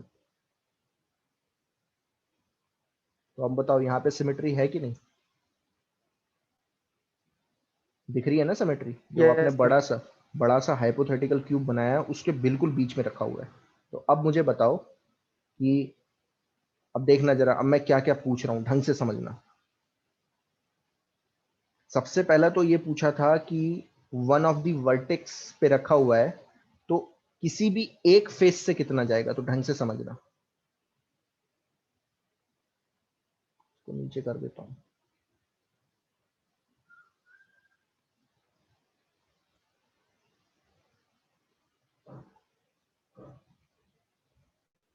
फेस यहां पे क्या है, ध्यान देना, फेस है ये है फेस, देखो ये दिख रहा है। एक्चुअल में क्यूब कौन सा था, ये वाला जो था, ये वाला क्यूब है, ये क्यूब है, उसका एक फेस क्या है, ये आया समझ में? Yes. अब जरा मुझे मुझे मुझे ये बता दो कि मैंने ये तो मान लिया है ए बी सी डी, और अगर मैं इसे ई एफ जी एच मान लूं, ध्यान देना, ई एफ जी, ये मान लिया है मैंने। तो कौन सबसे पहले मुझे बताएगा कि flux passing through the cube कितना होगा? मैं बड़ा क्यूब ले रहा हूं, ध्यान देना, इसे नाम दे रहा हूं मैं हाइपोथेटिकल क्यूब। कौन सा क्यूब है ये? बड़े वाला क्यूब, ध्यान देना, बड़े वाला। बताओ कितना आएगा?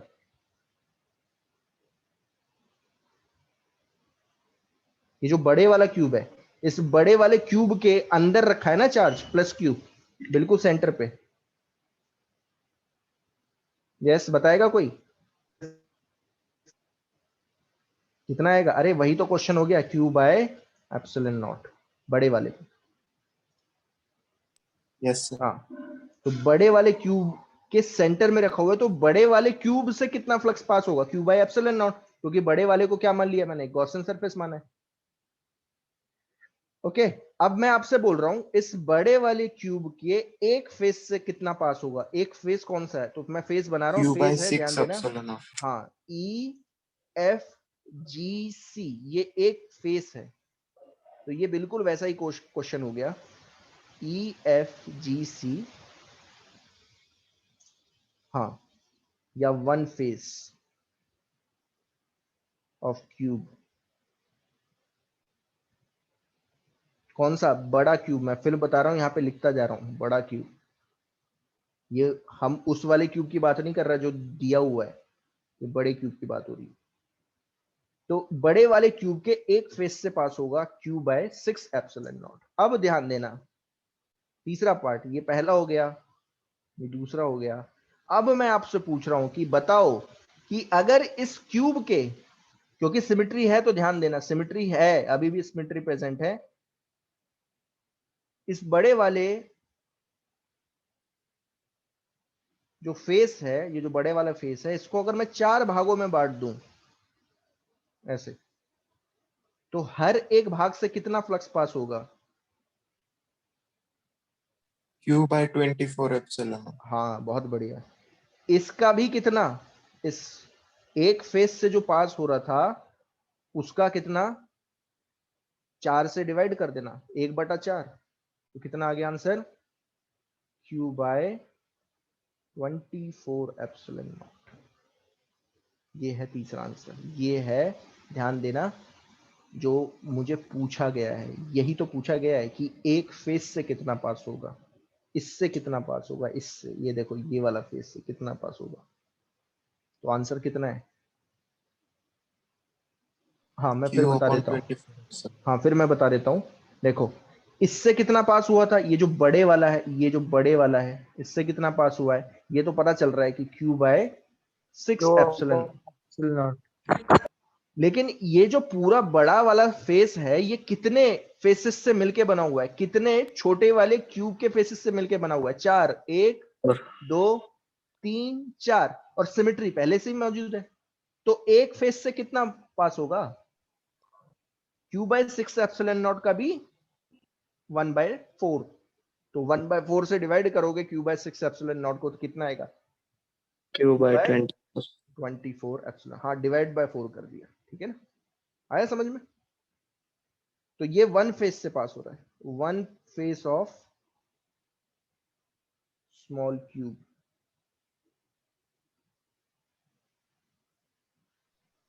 ओके, सर कितनी लेंथ भी दी है ना? क्या लेंथ? क्या लेंथ का कोई क्वेश्चन काम में ही नहीं है। लेंथ भी दी है तो सर उस लेंथ लेंथ का कोई काम ही नहीं है। लेंथ का कोई काम नहीं है, वो दिया हुआ है, लेंथ का कोई काम नहीं है। सीधा ही निकाल रहा हूं ना मैं, तो चार्ज पे ही डिपेंड करेगा, लेंथ पे कुछ डिपेंड ही नहीं कर रहा। आया समझ में? यस अच्छा, अब और सोचो, और सोचो, और क्या पूछ सकता है, और देखो क्या पूछ सकता है। मुझे बताओ, ध्यान से समझना, कि ये जो चार्ज है ना, इसकी कुछ फील्ड लाइंस तो इधर जाएंगी, कुछ फील्ड लाइंस ऐसे जाएंगी, देखना, ध्यान देना। ये इस सरफेस पे क्या करेंगे? ग्रेस करते हुए जाएंगे, दिख रहा है? Yes sir. और किस सरफेस से ग्रेस करती हुई जाएंगी, जरा बताएगा कोई? इमेजिन करो, इससे भी तो जाएंगी, ये जो फ्रंट वाला है ना, बिल्कुल ये फ्रंट वाला, इससे भी ग्रेस करती हुई जाएंगी। ऐसे इमेजिन कर पा रहे हो क्या बोल रहा हूं मैं? Yes, sir. तो ध्यान देना, यहां पे मैं बना रहा हूं, ये देखो, ये ए बी सी डी जो सरफेस है ए बी सी डी उससे ग्रेस करेंगी। ग्रेस करने का मतलब क्या होता है, ना तो एंटर हो रही है ना लीव कर रही है, उसके सरफेस पे मूव करती हुई जाएंगी। फिर कौन से सरफेस पे ध्यान देना है, ए ई एफ बी उस पे भी ग्रेस करेंगी। और तीसरा कौन सा, बी सी जी एफ, जो ये चार्ज है ना उससे लगे हुए 3 फेसेस, देखो जरा इमेजिन करो, उससे जस्ट लगे हुए 3 फेसेस उस पे ग्रेस करेंगी। समझ में आ रहा है? Yes, sir. तो बाकी 3 तो इसके अलावा इन 3 फेसेस जो चार्ज से लगे हुए फेसेस हैं उन पे तो ग्रेस करेगी, लेकिन बाकी 3 फेसेस जो बचे होंगे उनसे बाहर आती हुई दिखेगी। आ रहा है समझ में? हाँ सर। तो अगर मैं आपसे पूछूं, इसी क्वेश्चन में अगर मैं आपसे पूछ लूं, ये बी पार्ट इसी क्वेश्चन का पार्ट है, अगर मैं आपसे बोलूं what is the flux coming out of, ऐसे बोलूंगा, flux leaving the small cube, क्या आंसर होगा सोचो?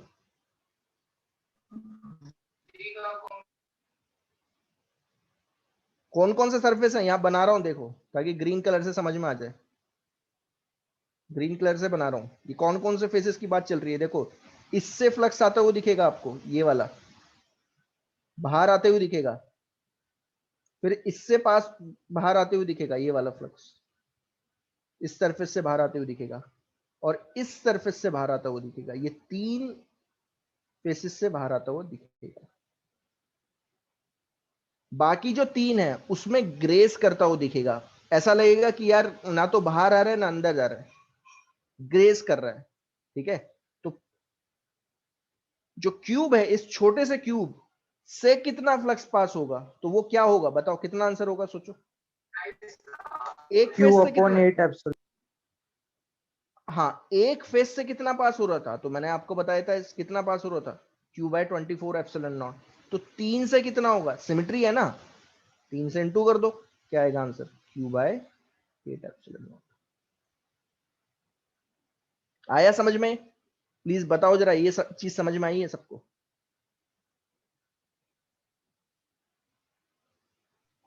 Yes, sir. Yes, sir.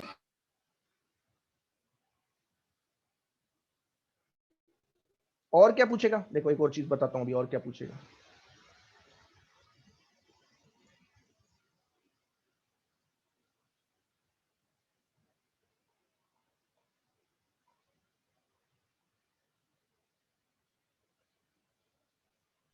Sir yes, sir वो ग्रेस वाला नहीं समझे। ग्रेस वाला नहीं समझना, ठीक है। जहां ना समझ में आया करे ना, प्लीज एकदम पूछ लिया करो कि सर ये समझ में नहीं आया, मैं फिर बता देता हूं। आप थोड़ा सा, आपको इमेजिन करना पड़ेगा, थोड़ा सा इमेजिन भी करना पड़ेगा इसमें। देखो, अगर इस क्यूब के बिल्कुल एक वर्टेक्स पे एक चार्ज रखा हुआ है, बिल्कुल वर्टेक्स पे एक चार्ज रखा हुआ है क्यूब, तो मुझे बताओ कि कुछ ऐसे फेसेस होंगे ना जो इससे बिल्कुल लगे हुए हैं, बिल्कुल लगे हुए हैं। जैसे कौन कौन से सरफेस हैं वो जो इसके साथ लगे हुए हैं, बिल्कुल अटैच जो है, वो कौन कौन से हैं? एक तो है बी सी जी एफ, एक है ए बी सी डी, और एक है ए ई एफ बी। उससे फ्लक्स क्या होते हुए दिख रहा है आपको, ना तो बाहर आते हुए दिखेगा ना एंटर करते हुए दिखेगा। आपको ऐसे लगेगा कि यार उस फेस पे तो फ्लक्स सिर्फ क्या जा रहा है, ग्रेस कर रहा है। ग्रेस मतलब उसके उस सरफेस के ऊपर मूव करते हुए दिखेगा, उससे बाहर आते हुए तो दिख ही नहीं सकता आपको। आया समझ में? Yes sir. ठीक है, देखो चलो मैं वीडियो से बताता हूँ आपको, वीडियो ऑन कर देता हूँ ताकि मैं बता सकूं। ठीक है, देख लो जरा। जैसे ये दिख रहा है आपको सबको, ये दिख रहा है, ये बुक दिख रही होगी सबको। अब इमेजिन करो इसके एक कॉर्नर पे, यहाँ पे इस कॉर्नर पे, ये एक कॉर्नर है देखो, ये वाला कॉर्नर, इस पे एक चार्ज रखा हुआ है। अब इमेजिन करो अगर ये चार्ज रखा हुआ है तो इससे फ्लक्स कैसे जाएगा, देखो इस सरफेस पे, इस सरफेस पे देखना, इस सरफेस पे कैसे जाएगा, एस से। तो ये ग्रेस कर रहा है, ठीक है। फिर एक सरफेस ये बना, इस पे कैसे जाएगा, ग्रेस करते हुए जाएगा, बाहर, ना तो बाहर आते हुए दिख रहा है ना अंदर आते हुए दिख रहा है। फिर कौन सा सरफेस, ये वाला भी, एक और, ये 3 सरफेस हो गए, 1 2 3, इसमें ग्रेस करते हुए दिखेगा। आया समझ में? तो बाकी बचे हुए 3, एक तो ये वाला, और कौन सा, एक ये वाला, और कौन सा, एक ये वाला, इससे ही बाहर आते हुए दिखेगा सिर्फ आपको। आई होप ये क्लियर हुआ होगा। Yes sir. तो कितना बाहर आते हुए दिखेगा, इस क्यूब से कितना बाहर आते हुए दिख रहा है, तो मैंने आपको बताया एक फेस से कितना पास हो रहा है, क्यू बाय 24 एप्सिलॉन नॉट। तो 3 से कितना आता हुआ दिखेगा, 3 से इंटू कर दो, कितना है आंसर, क्यू बाय 24। यहां तक क्लियर हुआ? अब यस सर। ठीक है। अब ये 3 पार्ट हो गए, और क्या पूछ सकता है, और तो मेरे ख्याल से इसमें कुछ बचा ही नहीं है, हो गया बस इतना ही है, और तो कुछ नहीं है। अब पूछने को तो कितना ही पूछ लेगा वो, ठीक है ना, लेकिन मेरे ख्याल से इतने पार्ट में, इस पार्ट में तो इतना ही बनता है, ठीक है ना, इससे ज्यादा कुछ पूछ नहीं सकता वो, मैंने सब कुछ ही बता दिया इसमें, ठीक है ना। एक फेस से कितना जा रहा है, ठीक है, फिर तीनों क्यूब, इस पूरे क्यूब से कितना जाएगा, तो पूरे क्यूब से कितना जाएगा, क्यू बाय 8 एप्सिलॉन नॉट, ठीक है। चलो नेक्स्ट देखो, अब ये वाला आप बताओगे, आप खुद सोच के बताओ, ये वाला, ये भी देखो, ये एनसीईआरटी का क्वेश्चन है और ये जेई में भी आया हुआ है और बोर्ड में भी आया हुआ है, ढंग से बताना क्या है। देखो एक पॉइंट चार्ज है 10 microcoulomb is at a distance 5 centimeter directly above the center of a square of side 10 centimeter। मतलब एक स्क्वायर है, ये एक स्क्वायर है ये पूरा, ठीक है, इसके बिल्कुल सेंटर से, बिल्कुल सेंटर से, बिल्कुल सेंटर मतलब यहां पे बिल्कुल सेंटर से 5 मीटर दूरी पे मैंने क्या बना रखा है, एक चार्ज रख रखा है यहां पे। इसको अगर मैं यहां बनाना चाहूं, ढंग से यहां पे बनाना चाहूं, तो कुछ ऐसा दिखेगा, ये देखो,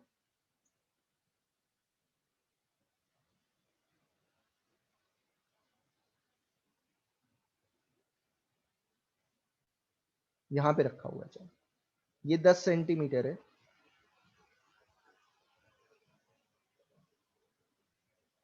और ये जो चार्ज है यहां रखा हुआ है 5 सेंटीमीटर दूरी पे। अब बताओ, इस पूछा है what is the magnitude of electric flux through the square, पूछा है इस स्क्वायर से कितना फ्लक्स पास होगा। इमेजिन करो मुझे क्या करना है, मैंने जो अभी आपको बताया था वही चीज करके दिखाओ। मैंने आपको बताया था कि जब भी ऐसा हो कि जो चार्ज है वो गॉसियन सरफेस के अंदर ना रखो, पूरा गॉसियन सरफेस नहीं हो, नहीं दिख रहा हो, तो गॉसियन सरफेस बनाओगे। इमेजिन करो मुझे कैसे बनेगा वो गॉसियन सरफेस, कैसे बनेगा।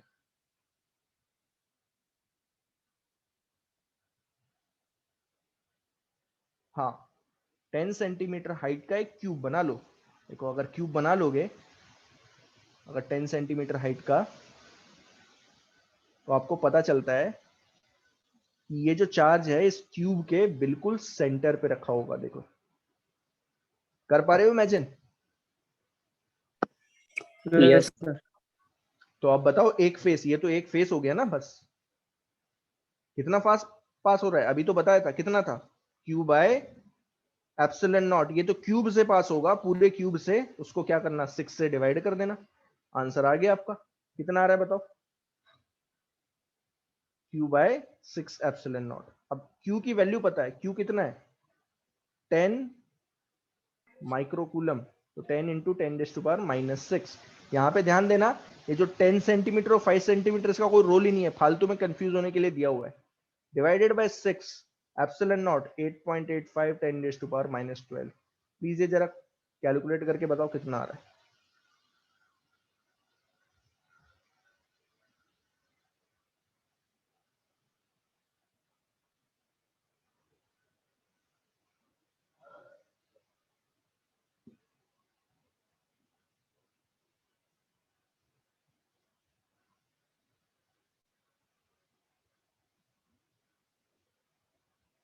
एट 8.8 इंटू 6 कितना होगा जरा बताना।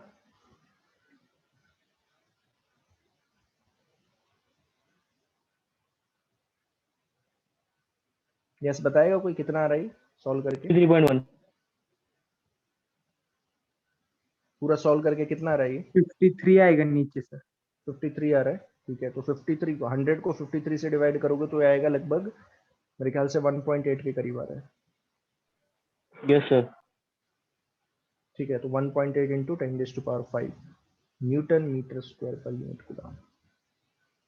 तो देखो ये आया हुआ है और पूछा है ये, ठीक है ना। तो ध्यान से देखना, इस तरीके से करना है। और हर बार देखो, हर बार क्यूब के में ना ऐसे ही लग रहे हैं, यही प्रॉब्लम लग रही है। नेक्स्ट देखो, ये और अच्छा है, ये और अच्छा हो जाएगा। देखो ये थोड़ा सा अलग है, समझने की कोशिश करना। इन्फानाइट वायर, एक इन्फानाइट वायर है। अब ये ना आप सोचोगे कि मैं गॉसियन सरफेस को कंप्लीट कैसे करूंगा। एक इन्फानाइट वायर है हैविंग चार्ज डेंसिटी लैम्डा, ये लैम्डा दिया हुआ है, मैंने यहाँ पे लिखा नहीं है बट लैम्डा है। Lambda passes through one of the side of cube। तो ये क्यूब बनाया, उसकी एक साइड से पास हो रहा है, देखो इस साइड से पास हो रहा है इससे, ऑफ एज लेंथ L। तो आपसे सबसे पहला पार्ट पूछा है, नीचे देखो सबसे पहला पार्ट क्या पूछा हुआ है। सबसे पहला पार्ट क्या पूछा है देखो जरा, find out the total flux passing through the cube. पूरे क्यूब से कितना फ्लक्स पास होगा, सोचो कैसे करोगे। क्या ये जो चार्ज है, ऑब्वियस सी बात है इतना चार्ज ही लेना पड़ेगा, इतना चार्ज, इतना ही चार्ज लेना पड़ेगा। ये कैसा चार्ज है? Positive charge. क्या ये पॉजिटिव चार्ज किसी गॉसियन सरफेस के अंदर रखा हुआ है? No sir. तो नो सर। मुझे गॉसियन सरफेस पूरा बनाना पड़ेगा। कौन बताएगा कैसे बनाऊंगा? सर 7 क्यूब रख देंगे। ना ना ना, 7 नहीं रखेंगे। ध्यान दो ध्यान दो ध्यान दो, 7 क्यूब रखने से कोई मतलब नहीं है। सोचो 4 क्यूब सर टोटल। हाँ, इसके साइड में 3 क्यूब लगा देंगे तो 4 क्यूब बन जाएंगे। ऊपर लगाने की जरूरत ही नहीं है, कोई फर्क नहीं पड़ेगा उससे। सोचो ना, यस आ रहा है सर। समझ में? Yes sir. तो देखो ये हो जाएगा, ध्यान देना, ये एक तो क्यूब हो गया, ये एक क्यूब हो गया, ये एक क्यूब लगा दिया।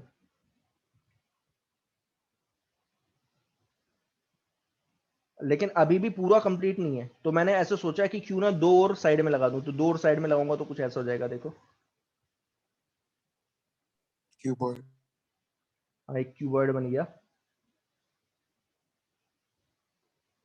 ऐसे, और ये वाला इधर भी लगा दो।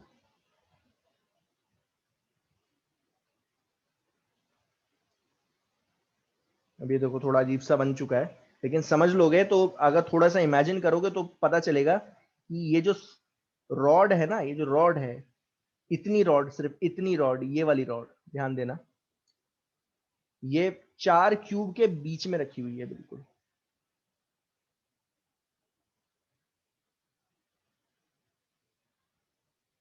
हाँ ठीक है, आंसर दे भी दिया है किसी ने। ये वाली जो रॉड है, जिसका अभी इसका चार्ज निकालना है, ध्यान देना है। इसमें चार्ज कितना होगा कौन बताएगा? अगर इसकी लेंथ L है तो इस गॉसियन सरफेस के अंदर कितना चार्ज रखा हुआ है? लैम्डा L, क्योंकि लैम्डा क्या है? लीनियर चार्ज डेंसिटी दी हुई है, और इसकी ये वाली जो लेंथ है, ये जो लेंथ है, ये लेंथ यहां से यहां तक, ये पूरी जो लेंथ है, ये कितनी है? L। तो इसके अंदर कितना चार्ज रखा हुआ है? Lambda L। आ रहा है समझ में? Yes sir. ओके, तो अब पूछा है बताओ कि क्यूब के, अब थोड़ा सोचना, ध्यान से समझना, क्या सिमेट्री मेंटेन हो रही है? मेंटेन हो रही है ना सिमेट्री? अगर आप ढंग से देखोगे Yes, sir. तो सिमेट्री मेंटेन है यहाँ पे। तो अगर मैं आपसे पूछूं कि पूरे क्यूब से, पूरे ये जो चारों क्यूब है ना मिला के एक बड़ा सा क्यूब, क्यूबॉइड बना, एक्चुअल में क्यूब नहीं है, क्यूबॉइड बना, तो इस क्यूबॉइड के कौन से सरफेस से फ्लक्स बाहर निकलेगा ये बता सकता है कोई? कौन कौन से फ्लक्स, कौन से सरफेस पे? तो ध्यान देना, यहां मैं बना रहा हूं इस तरीके से।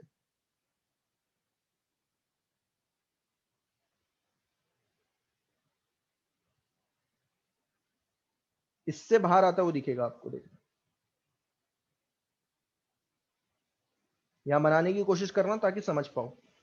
देखो एक तो ये है, इससे बाहर निकलेगा ये वाला पूरा फ्रंट, फिर इससे बाहर आते हुए दिखेगा, फिर पीछे वाले से, फिर इस साइड वाले से। हाँ, लेटरल सरफेस से बाहर आते हुए दिखेगा। और आप बोलोगे सर फिर इन सरफेसेस का क्या है? ये वाली जो सरफेस है, ये जो ऊपर वाले हैं, इन पे ग्रेस करते हुए दिखेगा। होप समझ में आ रहा है? ये देखो,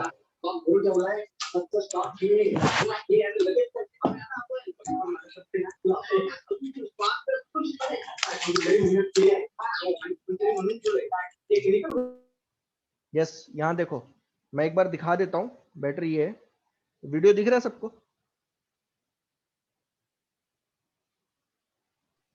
Oh, no, sir. नहीं दिख रहा? नो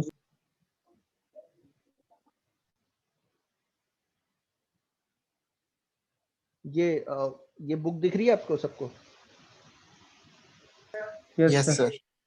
अब थोड़ा ध्यान देना, अगर दिख रही है तो समझो। देखो अगर इसके बीच में, बिल्कुल बीच में, देखो ऐसे बीच में ना, यहां से बिल्कुल बीच में अगर आप देखोगे तो ये बिल्कुल वैसा ही बन चुका है, ठीक है ना? अगर मैं इसके बीच में बिल्कुल यहाँ पे बिल्कुल पेन में लगा दूं, बिल्कुल पेन लगा रहा हूं, तो ध्यान देना यहां से फ्लक्स ऐसे जाएगा, इससे कोई फ्लक्स पास नहीं होगा। तो ये क्या है? इससे ग्रेस कर रहा है, इससे भी ग्रेस करेगा क्योंकि इनफाइनाइट रॉड है, तो ग्रेस करेगा, इससे और इससे ग्रेस करेगा। बाहर कहां से आते हुए दिखेगा? इस वाले से, इस वाले से, इस वाले से और इस वाले से, इनसे बाहर आते हुए दिखेगा। तो आप इमेजिन करो, सोच के बताओ कि अगर मैं आपसे बोलूं कि पूरी क्यूब से, इस पूरे बड़े क्यूब से, ध्यान देना बड़े वाले क्यूब से कितना फ्लक्स बाहर आते हुए दिखेगा? बताएगा कोई कितना आएगा? Q by epsilon naught. बहुत बढ़िया, big cube, Q bye epsilon not. But Q कितना है? Lambda L bye epsilon not. तो ये बड़े क्यूब से आते हुए दिख रहा है, ठीक है? आ रही है बात समझ में? बड़े क्यूब से, बड़े वाले क्यूब से, ये जो बड़ा क्यूब है, ये पूरे बड़े क्यूब, ये जो बड़ा क्यूब है इससे आते हुए इन सरफेस से 1 2 3 4, इस सरफेस से टोटल मिला के कितना आएगा? Lambda L by epsilon not. तो अब जरा मुझे ये भी बता दो, क्योंकि ये क्यूब है तो इसके एक फेस से कितना आएगा? Divide by 4. बहुत बढ़िया, डिवाइडेड बाय 4। तो एक फेस से, कौन से? ध्यान देना, इस फेस से, ये वाला, किसी भी एक फेस से, one face of big cube कितना आएगा? Lambda L by 4 epsilon not. Hope ये समझ में आया? हाँ जी, हाँ, मतलब ये क्यूबॉइड है, मैं क्यूब बोल Yes, रहा हूँ sir. बार बार, क्यूबॉइड है but this is a cuboid. अच्छा अब थोड़ा और ध्यान दो, कौन मुझे बताएगा कि इससे कितना आएगा? अगर ये समझ पा रहे हो तो मुझे बता दोगे कि एक, ये जो छोटे क्यूब बने थे उसके एक फेस से कितना आएगा? देखो इससे, Lambda 8 by नहीं, इससे, lambda L by 8 epsilon naught. हाँ मतलब जो एक फेस से आ रहा था ना जितना, उसको भी हाफ कर देना है। आ रहा है समझ में? तो वन फेस ऑफ क्यूब, छोटा क्यूब जो है, स्मॉल क्यूब, उससे कितना आ रहा होगा? Lambda L by 8 epsilon not. तो अब अगर आपसे क्वेश्चन पूछा जाए कि ये बताओ कि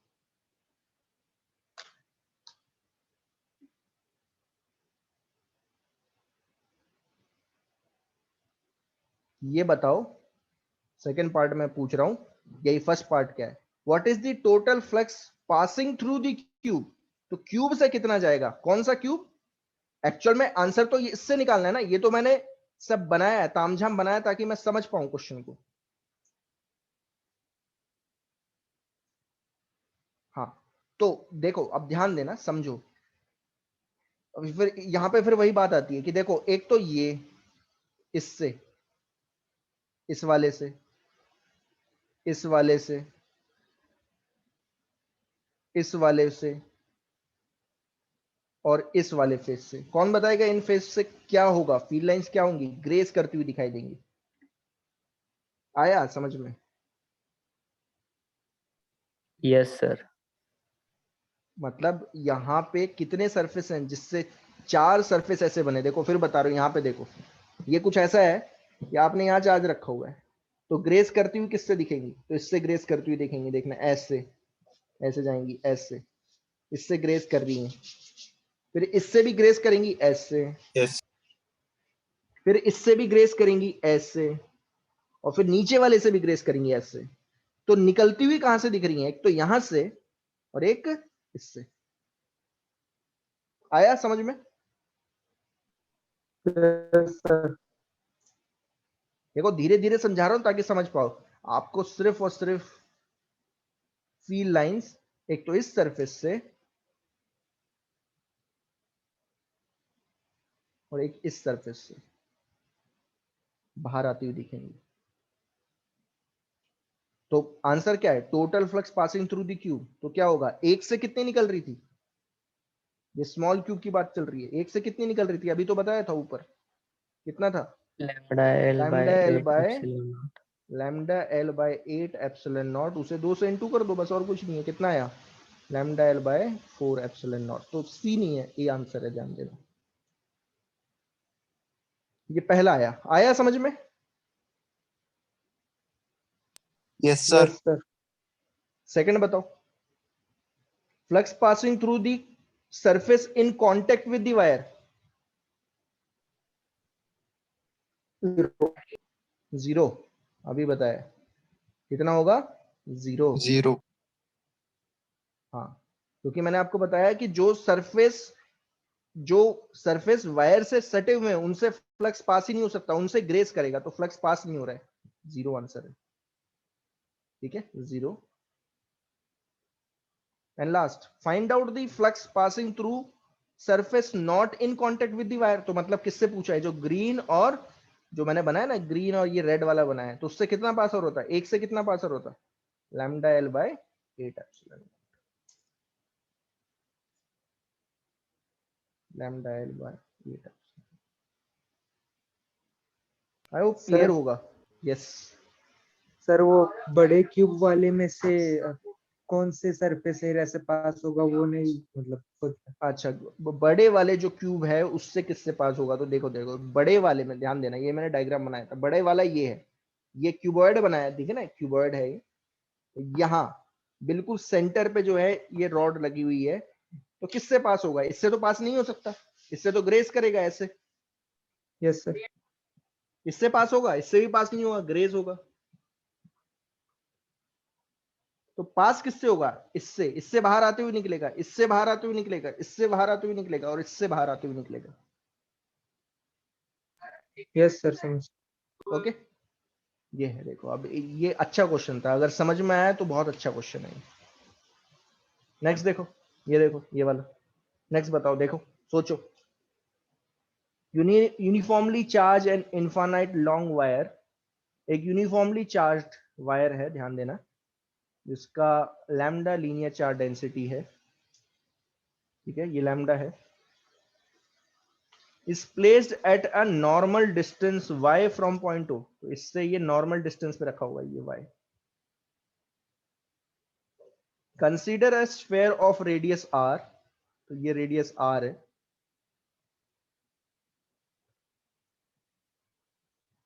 with center O, electric flux passing through the surface of the sphere।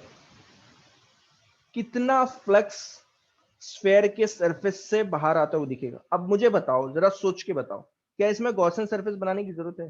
पूरा बनाने की जरूरत है? No sir. ऑलरेडी बना हुआ है। अगर आप स्फेयर को ही गॉसियन सरफेस ले लेते हो तो वो ऑलरेडी बना हुआ है। तो मैं सीधा लिख सकता हूं फ्लक्स पासिंग थ्रू दी स्फेयर, जो बाहर आते हुए दिखेगा वो कितना होगा, total charge contain inside divided by epsilon not. Epsilon naught. अब कौन मुझे बताएगा कि अंदर कितना चार्ज रखा हुआ है? क्या होगा, L into length of the rod which is inside the sphere. यही होगा ना? Yes sir. Yes, sir. अब मुझे बताए कितनी लंबी रॉड है जो स्फीयर के अंदर है। एक तो ये और ये 2 multiply by under root R square plus Y square. साफ साफ पता चल रहा है कि ये जो लेंथ है, ये वाली लेंथ है, वो पाइथागोरस से निकल जाएगी। क्या होगी, under root R R square square minus, minus Y square. इसे डबल कर देना। आया समझ में? Yes, sir. वो आंसर क्या आया सीधा बताओ।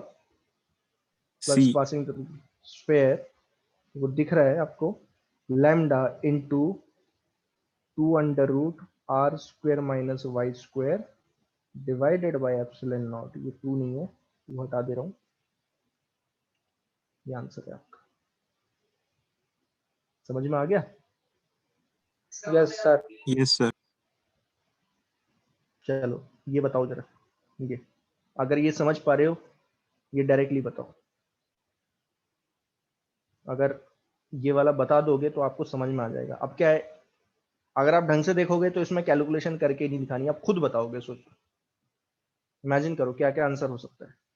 एक क्यूबिकल रीजन है, हैज साइड ए, ठीक है, and at the centre of the origin. अब इमेजिन करो मैंने इस तरीके से चार्ज रखा हुआ है। एक तो माइनस क्यू रखा है, वो कितनी दूरी पे है, 0, माइनस ए बाय 4, वाई एक्सिस पे। ध्यान देना ये वाई एक्सिस है, इसके ये कितनी दूरी पे रखा है, यहां से a बाय 4 दूरी पे। और माइनस क्यू एक और चार्ज रखा हुआ है जो y एक्सिस पे रखा है, लेकिन पॉजिटिव y एक्सिस पे, कितना, a बाय 4। और 3q का है सेंटर पे। क्या सिमेट्री दिख रही है इसमें?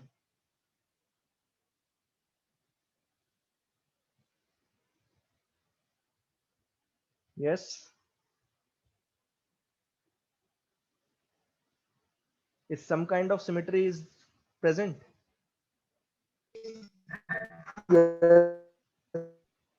दिख रही है, वो साफ साफ पता चल रहा है, सिमेट्री इज देयर, ठीक है ना। ऑल्दो इन्होंने क्या किया है, सेंटर के अलावा 2 चार्ज भी रख दिए, 2 चार्ज रख दिए, लेकिन अगर आप ढंग से देखोगे ये जो दोनों चार्ज हैं माइनस क्यू, ये वाई एक्सिस पे रखे हैं और सेम डिस्टेंस पे रखे हैं सेंटर पे। तो अब मैं एक चीज तो बता सकता हूं, मुझे बताओ इस क्यूब से कितना फ्लक्स बाहर निकलेगा? Q by epsilon naught. Total charge कितना रखा हुआ है अंदर, 3q minus Q by epsilon not, that is q bye epsilon not. तो ये तो बिल्कुल सही है, ये तो सही है। और देखो और क्या हो सकता है, क्या ये सही है? ए पार्ट देखो जरा, net flux crossing the plane x equal to a by 2, x equal to a by 2 पे कौन सा, ये वाला प्लेन है, देखो।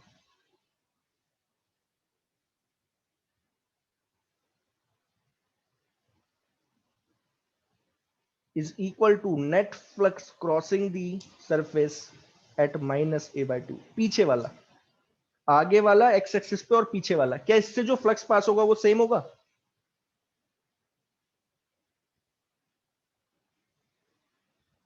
अरे भाग गए क्या सब?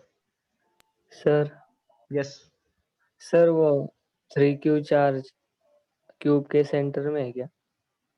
हाँ जी, देखो ना कोऑर्डिनेट्स, देखो यहाँ पे लिखा हुआ है ना कोऑर्डिनेट्स, 3q प्लस 3q कहाँ पे रखा हुआ है, सेंटर पे। और ये माइनस क्यू कहाँ रखा हुआ है, वाई एक्सिस पे माइनस a बाय 4 डिस्टेंस पे, मतलब इस तरफ ये वाला चार्ज है वो। और ये माइनस क्यू दूसरे वाला कहाँ रखा है, वाई एक्सिस पे ही कहाँ पे रखा हुआ है, a बाय 4 दूरी पे। तो सिमेट्री है ना, थोड़ा सा क्या है इसमें इमेजिन करना पड़ेगा, आपको इमेजिन तो करना पड़ेगा। सिमेट्री है कि नहीं? है सर। Yes, sir. है सिमेट्री, अगर आप ढंग से देखोगे तो सिमेट्री है। इट इज अ क्यूब, अगर क्यूबर्ड होता तो मैं बोलता सिमेट्री नहीं है, क्यूब होने के कारण सिमेट्री है। तो पहला तो ये चीज देख लो कि net electric flux crossing the entire region Q by epsilon naught, बिल्कुल सही आंसर है, ये तो बिल्कुल सही है। अब जरा मुझे बताओ क्या ए सही है? Net flux crossing the x equal to a by 2 surface, तो x equal to a by 2 पे देखो x पे कौन सा वो प्लेन है, कौन सा प्लेन की बात हो रही है? x एक्सिस पे देखो फ्रंट वाला प्लेन, एंड फिर कौन सा plane? x equal to minus a by 2, तो जो फ्रंट वाला प्लेन है उसके बिल्कुल पीछे वाला जो प्लेन होगा वो कौन सा है? ये वाला देखो दिखा रहा हूं। इन दोनों से जो फ्लक्स पास होगा वो क्या सेम होगा, बाहर निकलेगा? बताओ। सिमेट्री है कि नहीं?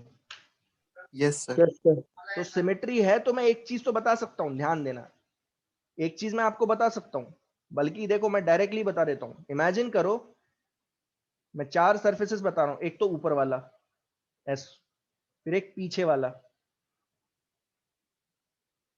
एक फ्रंट वाला, एक तो ऊपर वाला हो गया, ध्यान देना, एक बैक वाला, एक फ्रंट वाला और एक नीचे वाला।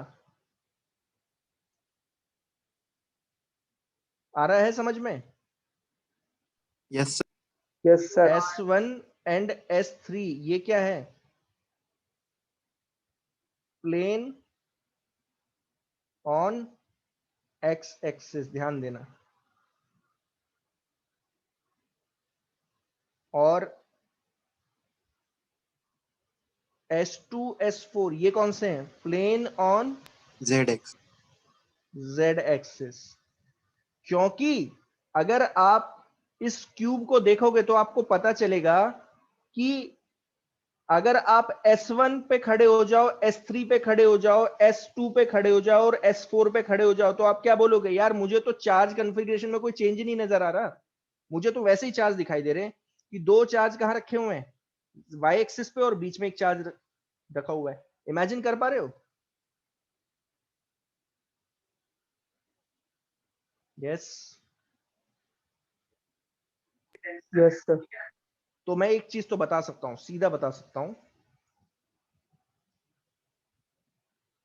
कि flux passing through S1 is equal to flux passing through S3, flux passing through S2, flux passing through S4। ये होगा ही होगा क्योंकि सिमेट्री है। आया समझ में? ये है ही। Yes, sir. और दूसरा, अगर मैं ये S5 मानूं और S6 मानूं, कौन से? जो Y एक्सिस पे है,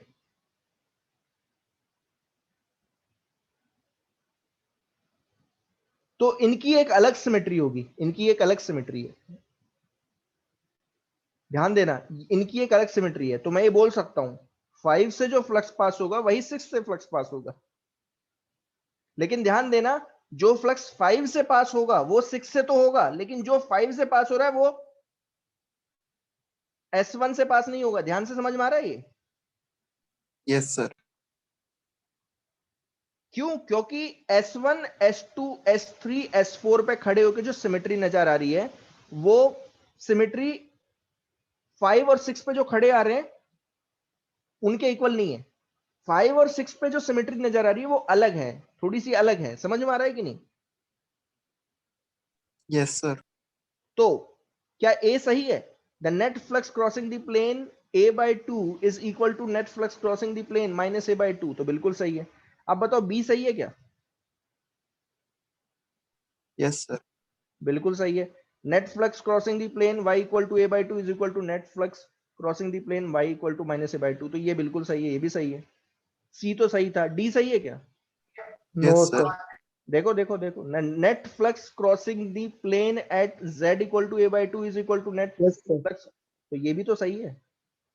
देखो, यानी कि इसमें क्या आंसर है? ए बी सी डी, चारों सही हैं। तो अब देखो, इसमें कैलकुलेशन करनी पड़ी क्या? कुछ भी कैलकुलेशन नहीं है, सिर्फ सिमेट्री से ही हो गया।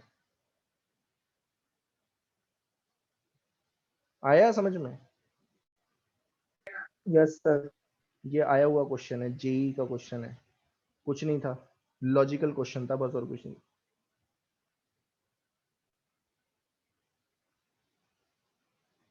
तो ये लास्ट सवाल जरा देख, जरा मुझे बता दो, under what condition can the electric flux be found through a close surface. बहुत इंपॉर्टेंट सवाल है, अगर जैसे एनडीए के बच्चे दे रहे होते हैं ना, एनडीए के, उनके में तो ये बहुत इंपॉर्टेंट सवाल है, क्योंकि क्वेश्चन ऐसे ही आते हैं। पूछा है under what condition can the electric flux find out through a close surface. जैसे मान लीजिए चार्ज है,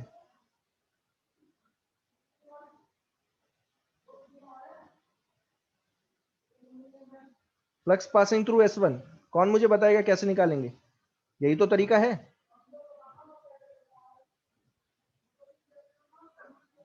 यस, यस सर।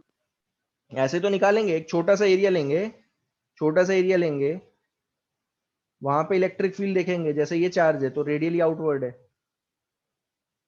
तो अब बताओ क्या क्या पता होना चाहिए इस फ्लक्स को निकालने के लिए, बताओ क्या क्या पता होना चाहिए?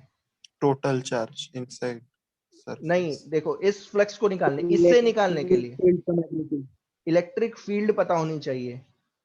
फिर और क्या पता नहीं चाहिए? इलेक्ट्रिक फील्ड और एरिया के बीच में एंगल भी पता होना चाहिए। अगर ये नहीं पता है तो फ्लक्स नहीं निकाल पाओगे। देखो ध्यान देना, ये तो केस थोड़ा सा इजी था, लेकिन अगर मान लीजिए मैंने ऐसा सरफेस लिया होता, क्लोज सरफेस लिया होता, तो अब आप क्या बोलते कि सर यहाँ पे जो एरिया है, अगर मैंने यहाँ पे एक एरिया लिया तो वो उसका डायरेक्शन इस तरफ है, लेकिन इलेक्ट्रिक फील्ड की डायरेक्शन इस तरफ है, तो फ्लक्स तभी फाइंड आउट कर पाऊंगा जब इन दोनों के बीच में एंगल पता हो। तो मुझे बताओ क्या पहला आंसर सही है? If the magnitude of electric field is known everywhere on the surface, क्या ये इनफ कंडीशन है? नो। नहीं। क्यों? No, क्योंकि क्या पता होना चाहिए? थीटा भी पता होना चाहिए, दोनों के बीच में, ई और डीए के बीच में एंगल भी पता होना चाहिए। तो फर्स्ट आंसर तो गलत हो गया। सी बताओ सही है क्या? Second charge B, second, if the total charge inside the surface is specified. Yes sir. हाँ ये सही लग रहा है ना? क्योंकि हमें पता है टोटल फ्लक्स जो है मैं सीधा कैसे निकाल लेता हूं, अंदर जो चार्ज है उसको एप्सिलॉन नॉट से डिवाइड कर देता हूं। आ रहा है समझ में? हाँ सर। तो इससे तो निकाल सकते हैं, अंदर जो चार्ज पड़ा है उससे फ्लक्स निकल जाएगा, बिल्कुल निकल जाएगा। तो बी सही लग रहा है। सी बताओ सही है क्या? If the total charge outside the surface specified. No sir. No sir. नहीं, क्योंकि मैंने आपको बताया था टोटल फ्लक्स में आउटसाइड चार्ज का कोई भी रोल रहता ही नहीं है, तो यानी कि ये भी गलत है। And D, only if the location of each point charge inside the surface specified. Location दिया गया, मान लीजिए यहां कुछ चार्ज है, यहां कुछ चार्ज रखा है, यहां कुछ चार्ज, तो लोकेशन से हमें लेना देना नहीं होता। हमें किससे लेना देना होता है? हमें किससे लेना देना होता है? मैंने बताया था, टोटल चार्ज। हमें तो टोटल चार्ज से मतलब है, उसके लोकेशन से कोई मतलब नहीं है। सिर्फ लोकेशन दे रखी है, ऐसे बोला यहाँ कुछ पॉजिटिव, यहाँ नेगेटिव, पॉजिटिव नेगेटिव। अरे भाई चार्ज तो स्पेसिफाई करो। आ रहा है ना समझ में? चार्ज तो बताया नहीं आपने। अंदर के टोटल चार्ज पे डिपेंड करता है, इस पे डिपेंड नहीं करता कि वो कहां पे रखा हुआ है, रखा कहीं भी हो कोई फर्क नहीं पड़ रहा। आ रहा है समझ में? तो डी भी गलत है। तो क्या आंसर है? बी।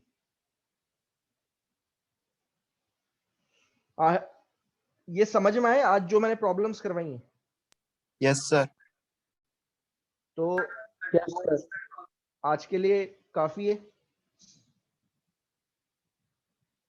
एक बार फिर से जो है, ये जो रिकॉर्डिंग है अभी मैं अपलोड कर दूंगा, सर को बोलूंगा आज ही अपलोड कर दें। ये प्लीज एक बार जो है देख लेना। अब कल जो होगी, कल मैं इसमें बाकी डेरिवेशंस भी करवा दूंगा इसकी, ठीक है? और सर इस पे और क्वेश्चंस भेज दो ना ग्रुप। हाँ मैं आज क्वेश्चंस भेजूंगा, आज क्वेश्चंस भेजूंगा, तो आप उसके सॉल्व करना, ठीक है ना? वैसे मुझे आज ये भी करवाने थे, कुछ क्वेश्चंस और करवाने थे, ये वाले, ये कल देखते हैं।